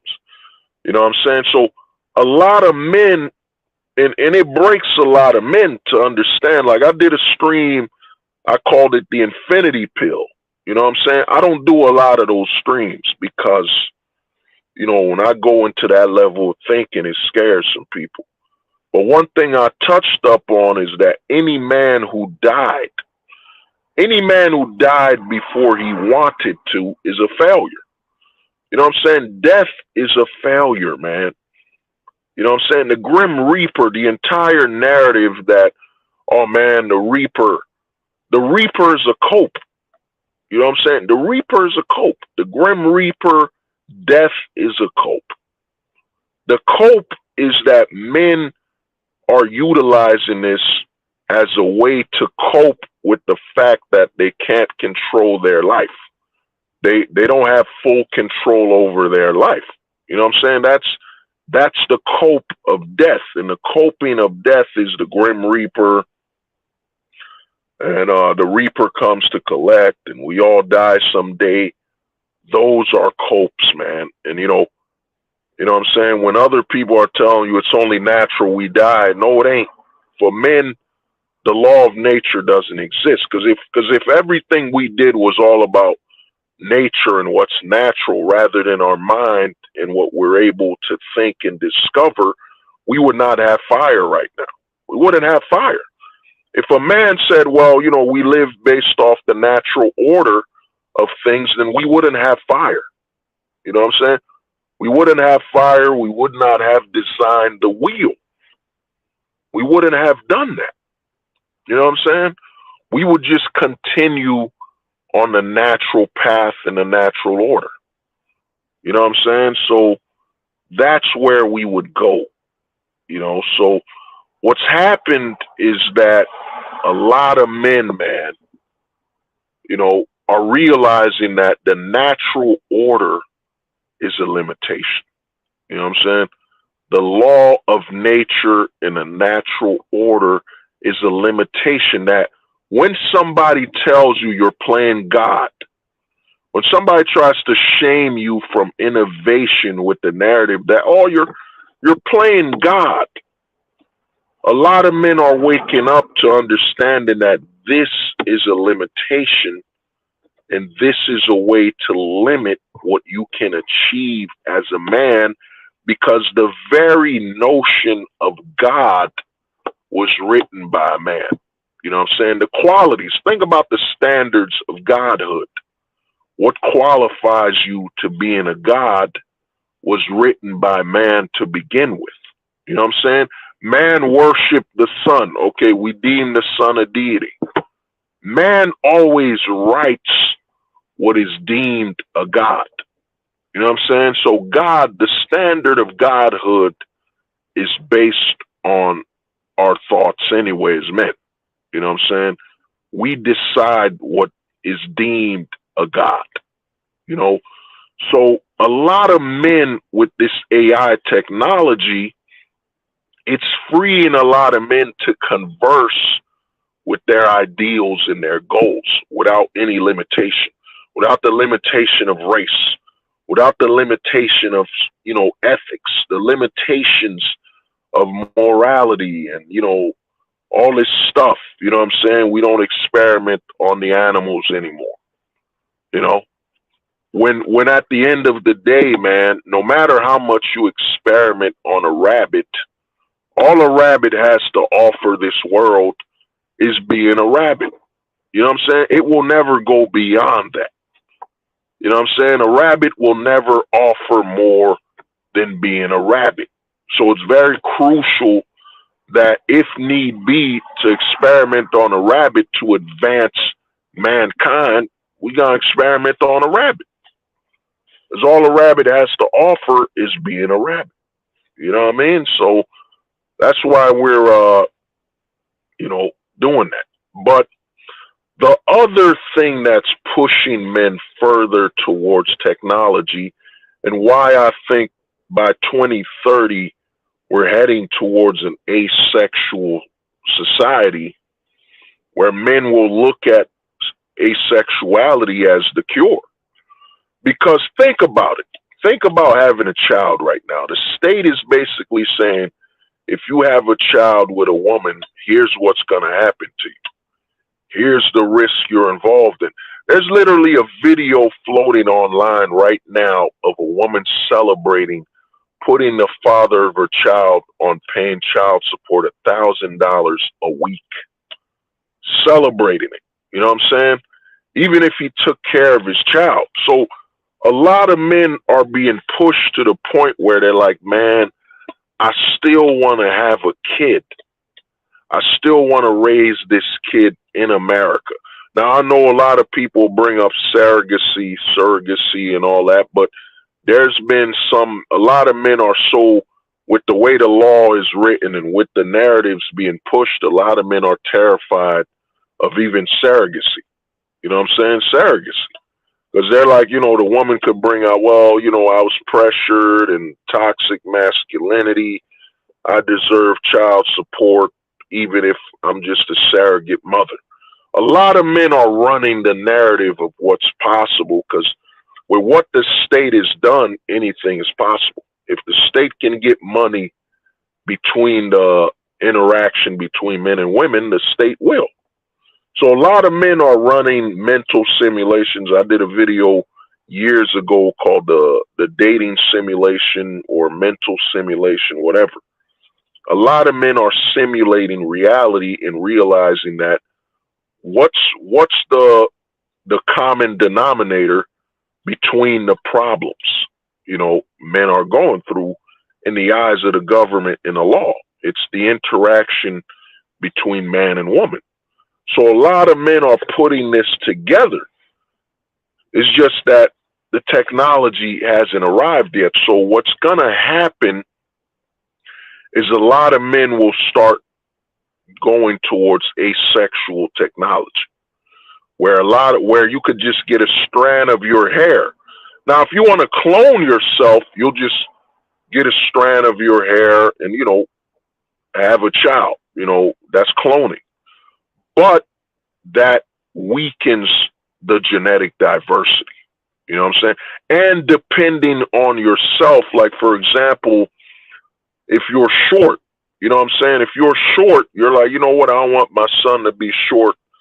I see my height and the way it is as a weakness, and I want my son to be taller. So what's going to happen is men will start getting hair strands or genetic strands from other men and mixing that to create an asexual child. You know what I'm saying? A child where they've taken attributes from another man's DNA and hair strand and merged it, you know what I'm saying, into create a asexual child. Because cloning, that's just when they take your DNA and do what they gotta do, whatever. But that does not mean there will be biodiversity, genetic diversity. So men will move beyond cloning, you know what I'm saying? So what's gonna happen is that these men will start using this AI technology to push towards asexual advancement. Because for us to get to space, it's not feasible to have two sexes go into space, especially since going to space weakens your bone density. It weakens your bone density. We don't yet have the technology where we can replicate the Earth's atmosphere and the Earth's gravity and all that stuff to go into space.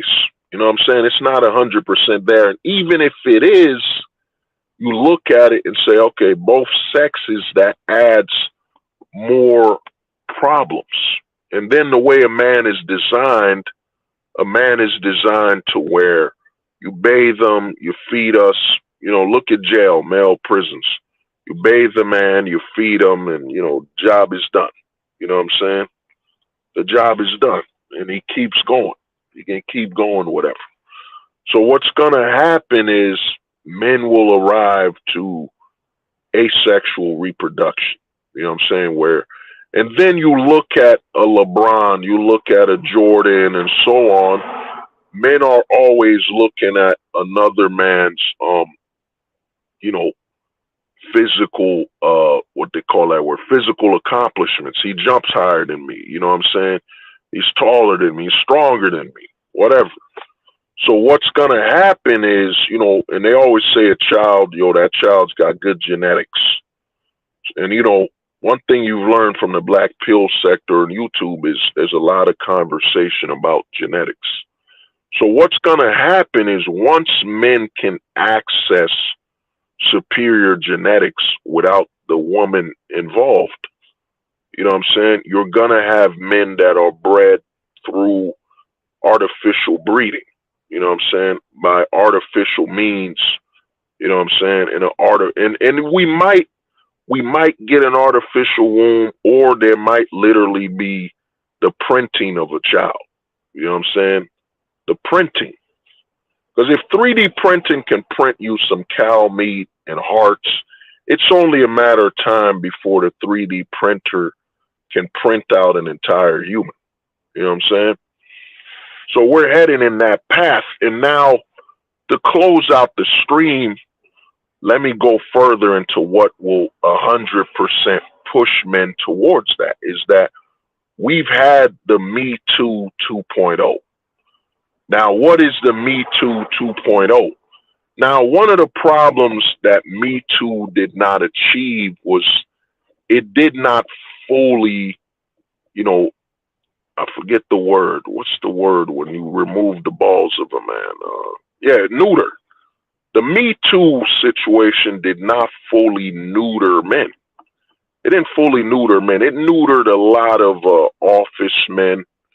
You know what I'm saying? Men in office buildings and office jobs. It neutered a lot of them.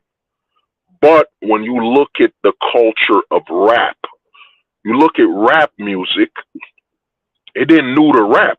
You know what I'm saying? I mean, we got more simps in the rap than we did ever before, but it didn't neuter the over sexuality and the over dominance that men are displaying in rap music. You know what I'm saying? A woman dancing, tossing money at her.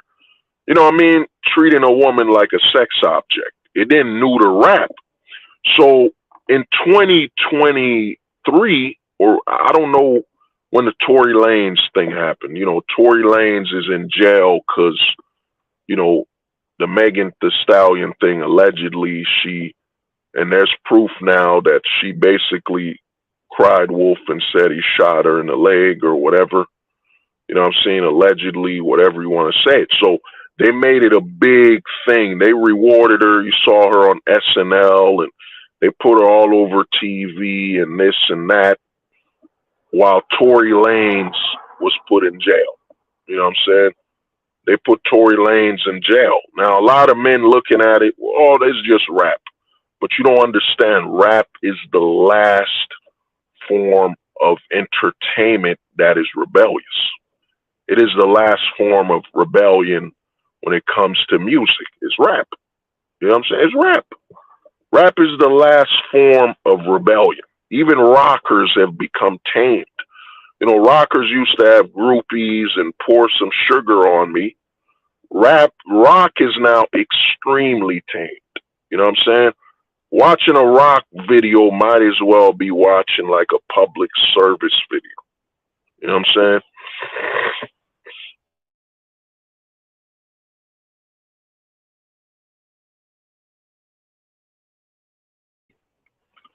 You know what I mean? Rock is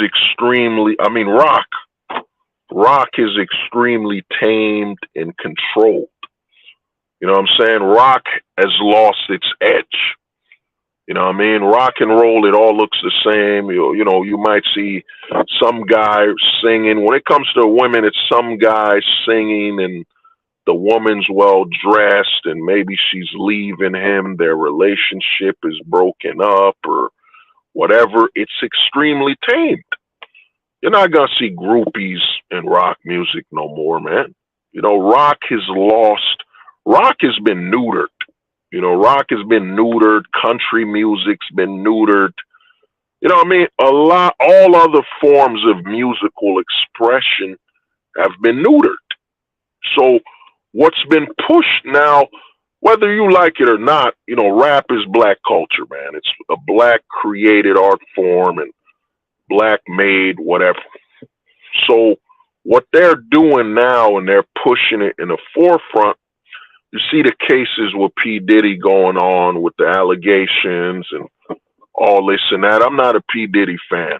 A lot of allegations going on, and now they're trying to jail him, whatever's going on, whatever. You know what I'm saying?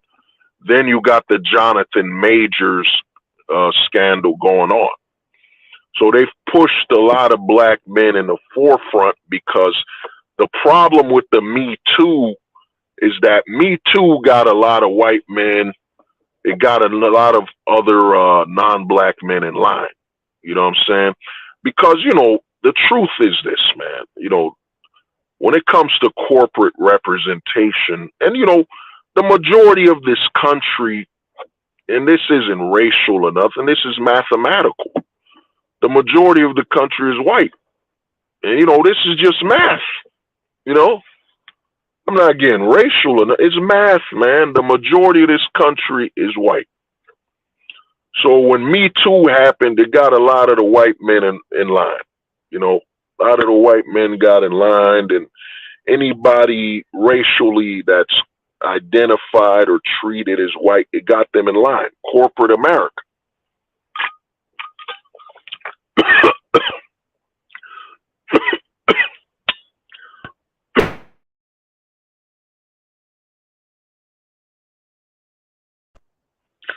Yeah, so what Me Too did, Me Too got a lot of corporate America in line.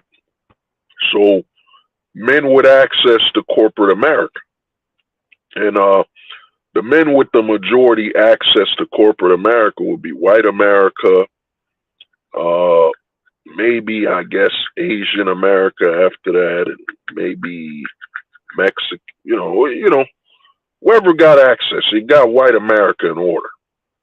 But one thing they've been trying to conquer and control and neuter is rap. So they've been trying to neuter rap for years. You know what I'm saying? They've put in a lot of closeted activity. They've promoted a lot of, your Lil Nas X's.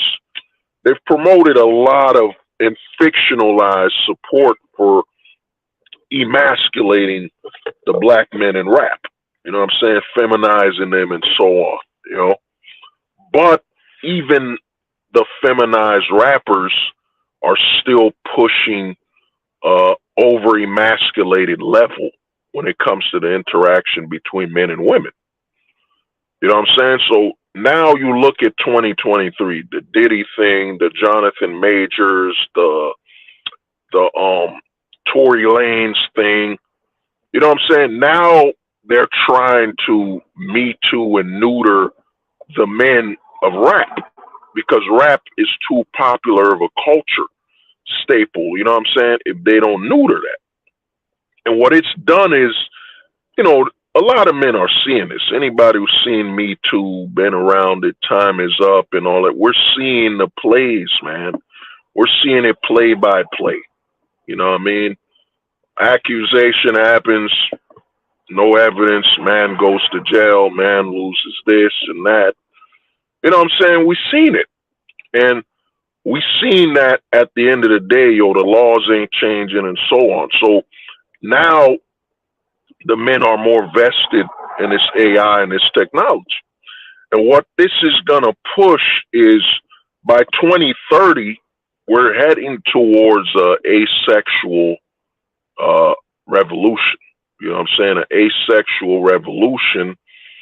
And we're heading towards the point where men are now looking at themselves and saying, yo, my organic being is my limitation. You know what I'm saying? The limitation comes from being a man, and we have to move beyond those limitations. And what's happening is there's a small group, and like I said, there's a large group of simp scientists as well, but a lot of men are looking at it in the technology, and what it's going to push and inevitably lead to is it's going to lead to an asexual revolution where men are basically going to look at the fact that you need to interact with the opposite sex to continue our species. It's a weakness. You know what I'm saying? It's a weakness. So eventually it's gonna come, man. It's gonna come, you know. And I predict what's gonna happen is you're gonna see the artificial egg. You know, I think what's gonna happen is the technology is gonna arrive to create the artificial egg. The artificial egg. Now you got some women age 40, because even if you solve the youth problem, you know what I'm saying? Let's say the scientists solve the aging problem, you know what I'm saying? And they give the women and they give the society the ability to de-age themselves, to get younger. It's only going to benefit the men the most. The men will benefit the most from being able to get younger. You know what I'm saying? It will just, increase our fertility window. We'll just go backwards. When you make a man younger, he just goes backwards. You know, when you make a woman younger, she still lost all her eggs. You know what I'm saying? She's born with a certain amount of eggs for the rest of her life. You know what I mean? So what happens is that the scientists will eventually have to create the artificial egg, because the youth will satisfy the vanity, but the inability to have children will always remind a woman that she's lost something she had when she was younger. You know what I'm saying? So what's going to happen is we're going to have the artificial egg. And what's going to happen is they're going to push the artificial egg as the means for women to have children far beyond when they lose all their eggs. You know what I'm saying? Because now we can give you an artificial egg to put into your body so you can have children. But we're at the point where narcissism and vanity is the number one priority. So how can a scientist even convince a woman with the artificial egg to actually use it? You know what I'm saying? Because now you're telling this woman to destroy her body, change her whole body just so she could have a child, when she might be making the majority of her living off of her sexuality and her vanity. So what you're going to have is that's when the artificial womb will arrive. First, the scientists will have the artificial egg. You know what I'm saying? Then the artificial womb. You know what I'm saying? Because what's going to happen is the way the law is written, all that woman has to do is either give birth to the child or be able to claim that it was born and it's her child and your child, whatever. You know what I'm saying? So what's going to come is the artificial womb and the artificial egg. And what this will really be is a distraction to lead towards asexual reproduction. You know what I'm saying? Because the society we're in has denormalized women to the point where it's made them hate being women. You know what I'm saying? That's why I say the society you're in, you're not dealing with women from a perspective of it being natural. You know what I'm saying? Look at Tom Brady in the Giselle situation where she tried to tell him to retire. You know what I'm saying? What right does she have to even suggest to him he should retire? I mean, she could say, I'm worried about you, honey, whatever. But if he's if he still believes he can do it, he's in great shape, whatever. She can't demand him to retire. But in a society where the women are not allowed to be women or exist in a natural state of being women and knowing the different roles between the sexes, of course she's going to demand that. You know what I mean? So what's happening is, I say by 2030, because the advancements can't be ignored. The AI, it's a war between closed innovation and open innovation. If a closed innovation, it can't be behind open innovation. So there's a race, man. There's a race going on. And with this race, what's going to inevitably lead to is the asexual revolution. Because, you know, I've watched Gundam, I've watched some stuff, because the future in space, you know what I'm saying? Space, even if we can artificially create a dome in space, a biome that reflects Earth, you know what I'm saying? The having both sexes, the opposite sexes, will be the downfall. You know what I'm saying? We're gonna have to be able to reproduce where all you need is some some genetic and DNA, and merge it, intertwine it, and bang, spit out a child. You know what I mean? And then, of course, you know, youth will play a role. Because we're heading, another thing before I close this out, is that we're heading towards a path where corporations will remove old age. You know what I'm saying? Corporate and government are realizing that the problem isn't that, you know what I'm saying, you have a welfare program and all that. You know what I'm saying? The problem with the welfare program really is that you have a population that ages out. You know what I'm saying? If you were to solve the age issue, you could keep this welfare state going forever. You know what I'm saying? The problem is aging. So once they solve the aging problem, they can keep this welfare thing going, because people just keep putting money into welfare and such, but they'll never arrive at the age where they'll need it. So it becomes an endless loop. So eventually aging will be solved. You can look it up. They dropped the paper saying, yep, you know, by 2030, they'll be developing something to de-age us, you know, take samples from there's a jellyfish that never ages. It just turns young again. You know what I mean? So we're heading towards that. And the fact that they've cornered men into inceldom, and where the only conversation you can have, the safest conversation you can have now is with a AI, with a machine. You know what I'm saying? You talking out loud, you even dropping common sense and numbers, could be deemed sexist and blah, blah, blah. So a lot of men are just turning further and further towards artificial interaction. You know what I mean? So, but, you know, man, this has been Hold the Truth Hostage, you know, where I hope everyone has a Merry Christmas.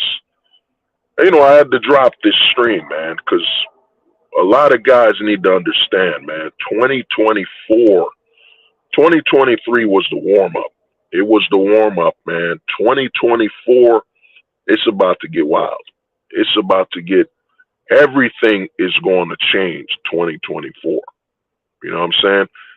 Because 2024 is going to be the age of artificial sexual stimulation. You know what I'm saying? We're heading to an age of artificial sexual stimulation. You know what I'm saying? Once that is perfected, the lines between men and women, it's going to be, you know what I'm saying? What unifies us, you know, even pornography plays a role. Once pornography from real people can be replaced. Oh, D Storm was good, man. Dream Storm, what's up, man? Merry Christmas, man. Once the line between women, real, true women and pornography have been blurred. You know what I'm saying? Because what happens when men in mass no longer have to get their sexual needs through finding video of real women? You know what I'm saying? When all those needs could be met through artificial creation, artificial generation. You know what I'm saying? Artificial generation. The the the lines between men and women, you know what I'm saying, will be completely blurred because I think men and women will completely go their own ways. You know what I'm saying? You're gonna see a major detachment because I think the reason a lot of men are still attached to the interaction between men and women is that there's no way to bypass it on a sexual basis of getting your sexual needs met. Because even if you're searching for porn, you know what I mean? A lot of men have been raised in a pornographic society now. Even if you're searching for porn, you still gotta search for it. That's still an inconvenience. You gotta search for it. So once the men no longer have to search for their sexual needs, when they could just generate what they need, you know what I'm saying? When they can generate it, what you're gonna have is a lot of men walking around with post-nut clarity to the point where they're gonna completely detach from, because OnlyFans, it came on too late. A lot of men in the manosphere crying and bitching about OnlyFans without realizing that OnlyFans is already obsolete. It's already obsolete. It arrived too late.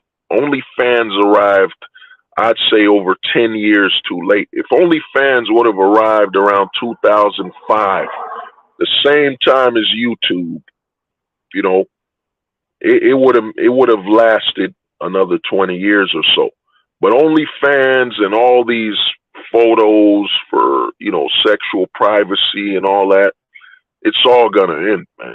You know, once a man can generate what he wants, it's over.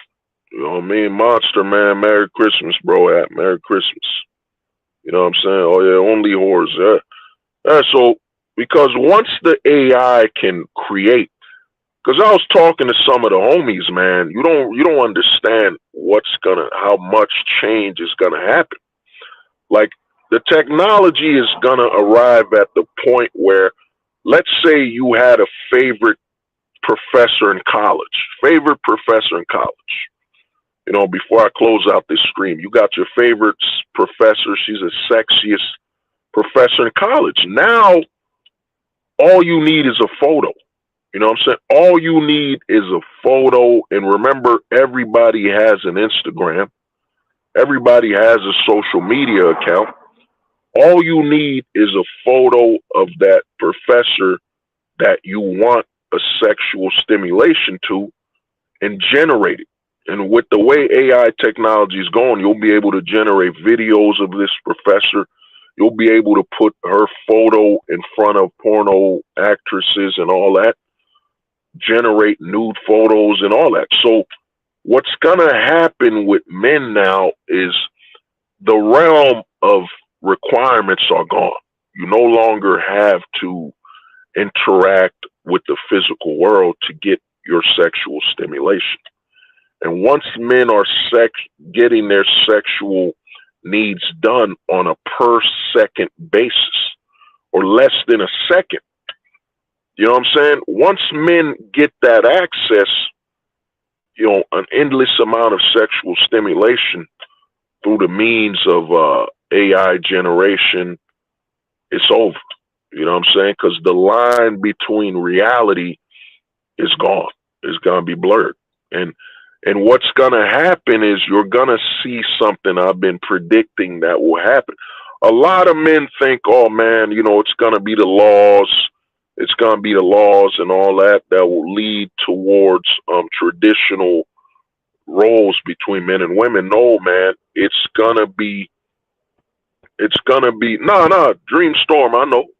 I mean, Monster. I know, man. Not everybody is gonna be on that tip, but I'm saying it's gonna have a lot of side effects. But the thing is this, man. Once the men arrive at that point, and remember, AR technology is coming too. You know, Pokemon Go. You know what I'm saying? Where you could look and stuff. What's gonna happen is, man, once the dynamics between men and women, once once a woman producing sexually explicit content is inconvenient for a man, it's inconvenient for him to wait. Like right now on OnlyFans, there's a lot of women complaining they can't meet demand. They can't meet demand. You know what I'm saying? There's things they won't do, they can't do, blah, blah, blah. What's going to happen is the men with technology will be able to meet demand. And what's going to happen with this technology, and I tell guys, you got to watch the film, The New Blade Runner. There's a scene in The New Blade Runner where a prostitute pulled up to him and he said, "Are you a machine?" You know what I'm saying?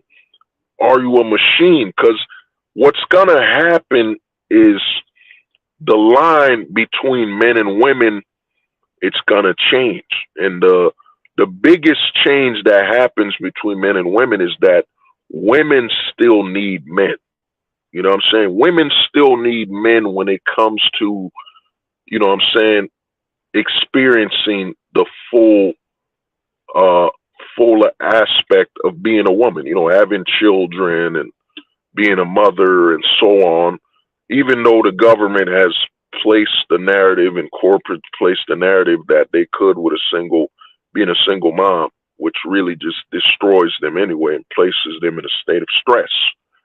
But what's going to happen is once men reach the point where a woman producing sexual content is inconvenient, the men will move on.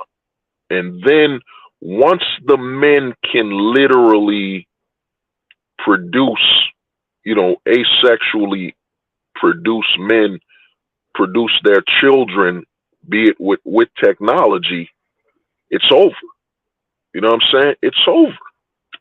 Because the history of men have shown that men have acted in the pursuit of their goals and abandoned the interaction with women to begin with.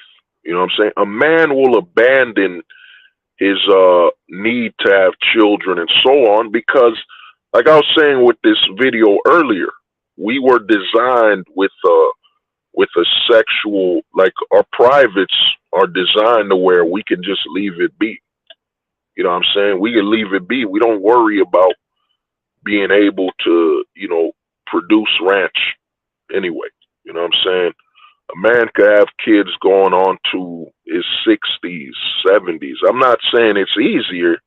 It's as easy as it was when he was younger. I'm not saying that. But a man could put that on hold.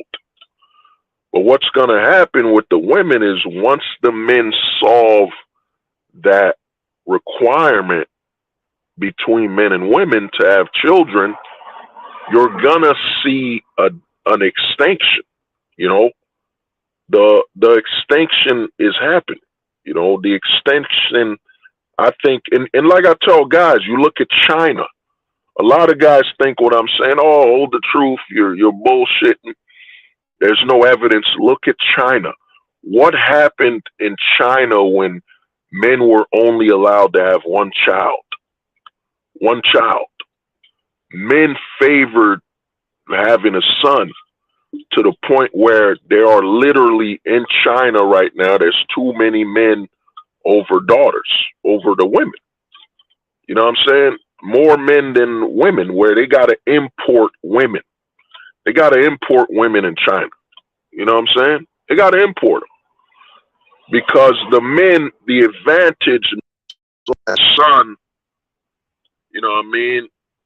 Give me a minute.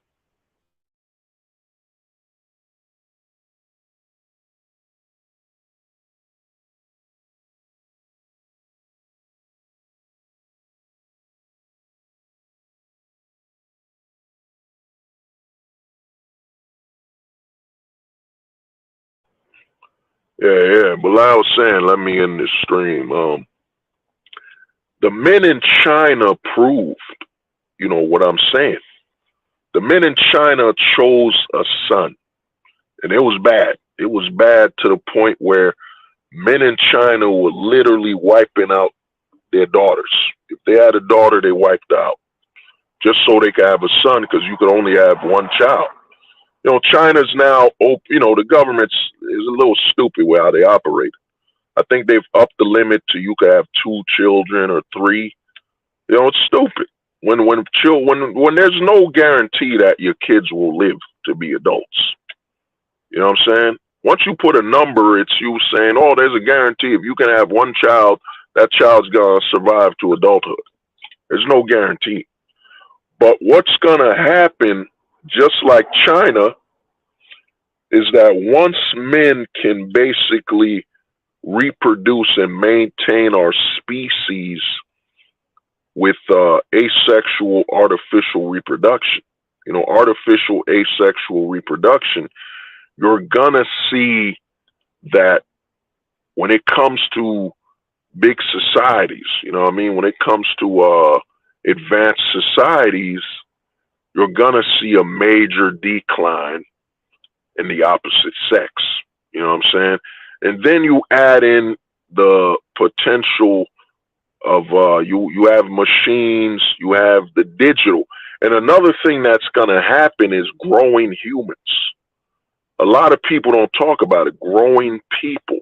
I touched up on this years ago. I don't remember the stream, but I personally think that if you could have a child and you could skip some ages, I think the average adult would have a child at the age of 5, as in having their kid be 5 years old, as in they'd skip certain ages. Because at the age of 5, the kid could walk by themselves. You know what I'm saying? They're mobile enough. So I think a lot of adults, especially in this convenience first society, they would basically rather skip. They would rather skip the ages before 5. There's a lot of mothers and women out there that would just want to start having. They would love to just have a kid where the child is just 5 years old, as in the child's life starts at 5, developed at that age. You know what I'm saying? Because the ages before that are too vulnerable, too much crying, too much screaming, and so on. So what you're gonna have is, with artificial asexual reproduction, is you're gonna end up in a situation where, like China, you're gonna see a situation where if you want to see a location with a lot of women, you're gonna have to go to a location where they don't have access to artificial asexual reproduction. You know what I mean? And another thing that's gonna happen is, once men can basically grow adults, because a major problem a lot of people don't talk about is when it comes to cloning and so on, is that cloning an adult, like literally growing an adult. We're gonna end up in a situation where there's gonna be growing adults. You know what I'm saying? Because a lot of governments want to solve the problem and the fear of dying out due to a population decrease. But man, this has been a hold the truth hostage. This stream's longer than I thought it'd be, but I'm telling you, 2023 was a warm up. This was a warm up, man. 2024, as we see, there's still the push of male toxic masculinity and all this narrative, but now the technology is arriving. The technology is arriving to where men will basically be able to bypass the whole toxic masculinity and all that stuff. Men will be able to bypass it. And once men can bypass it, you know what I'm saying, it's pretty much over, So there won't be a battle of the sexes. I mean, a battle of the sexes is a scam. But It's really the battle of the government versus the men. You know what I mean? That's really true narrative. So, but man, everybody have a good Merry Christmas, and there's a lot to think about. It's 2024. It all changes. There's a lot happening. All right, man. Peace. They said the truth won't survive beside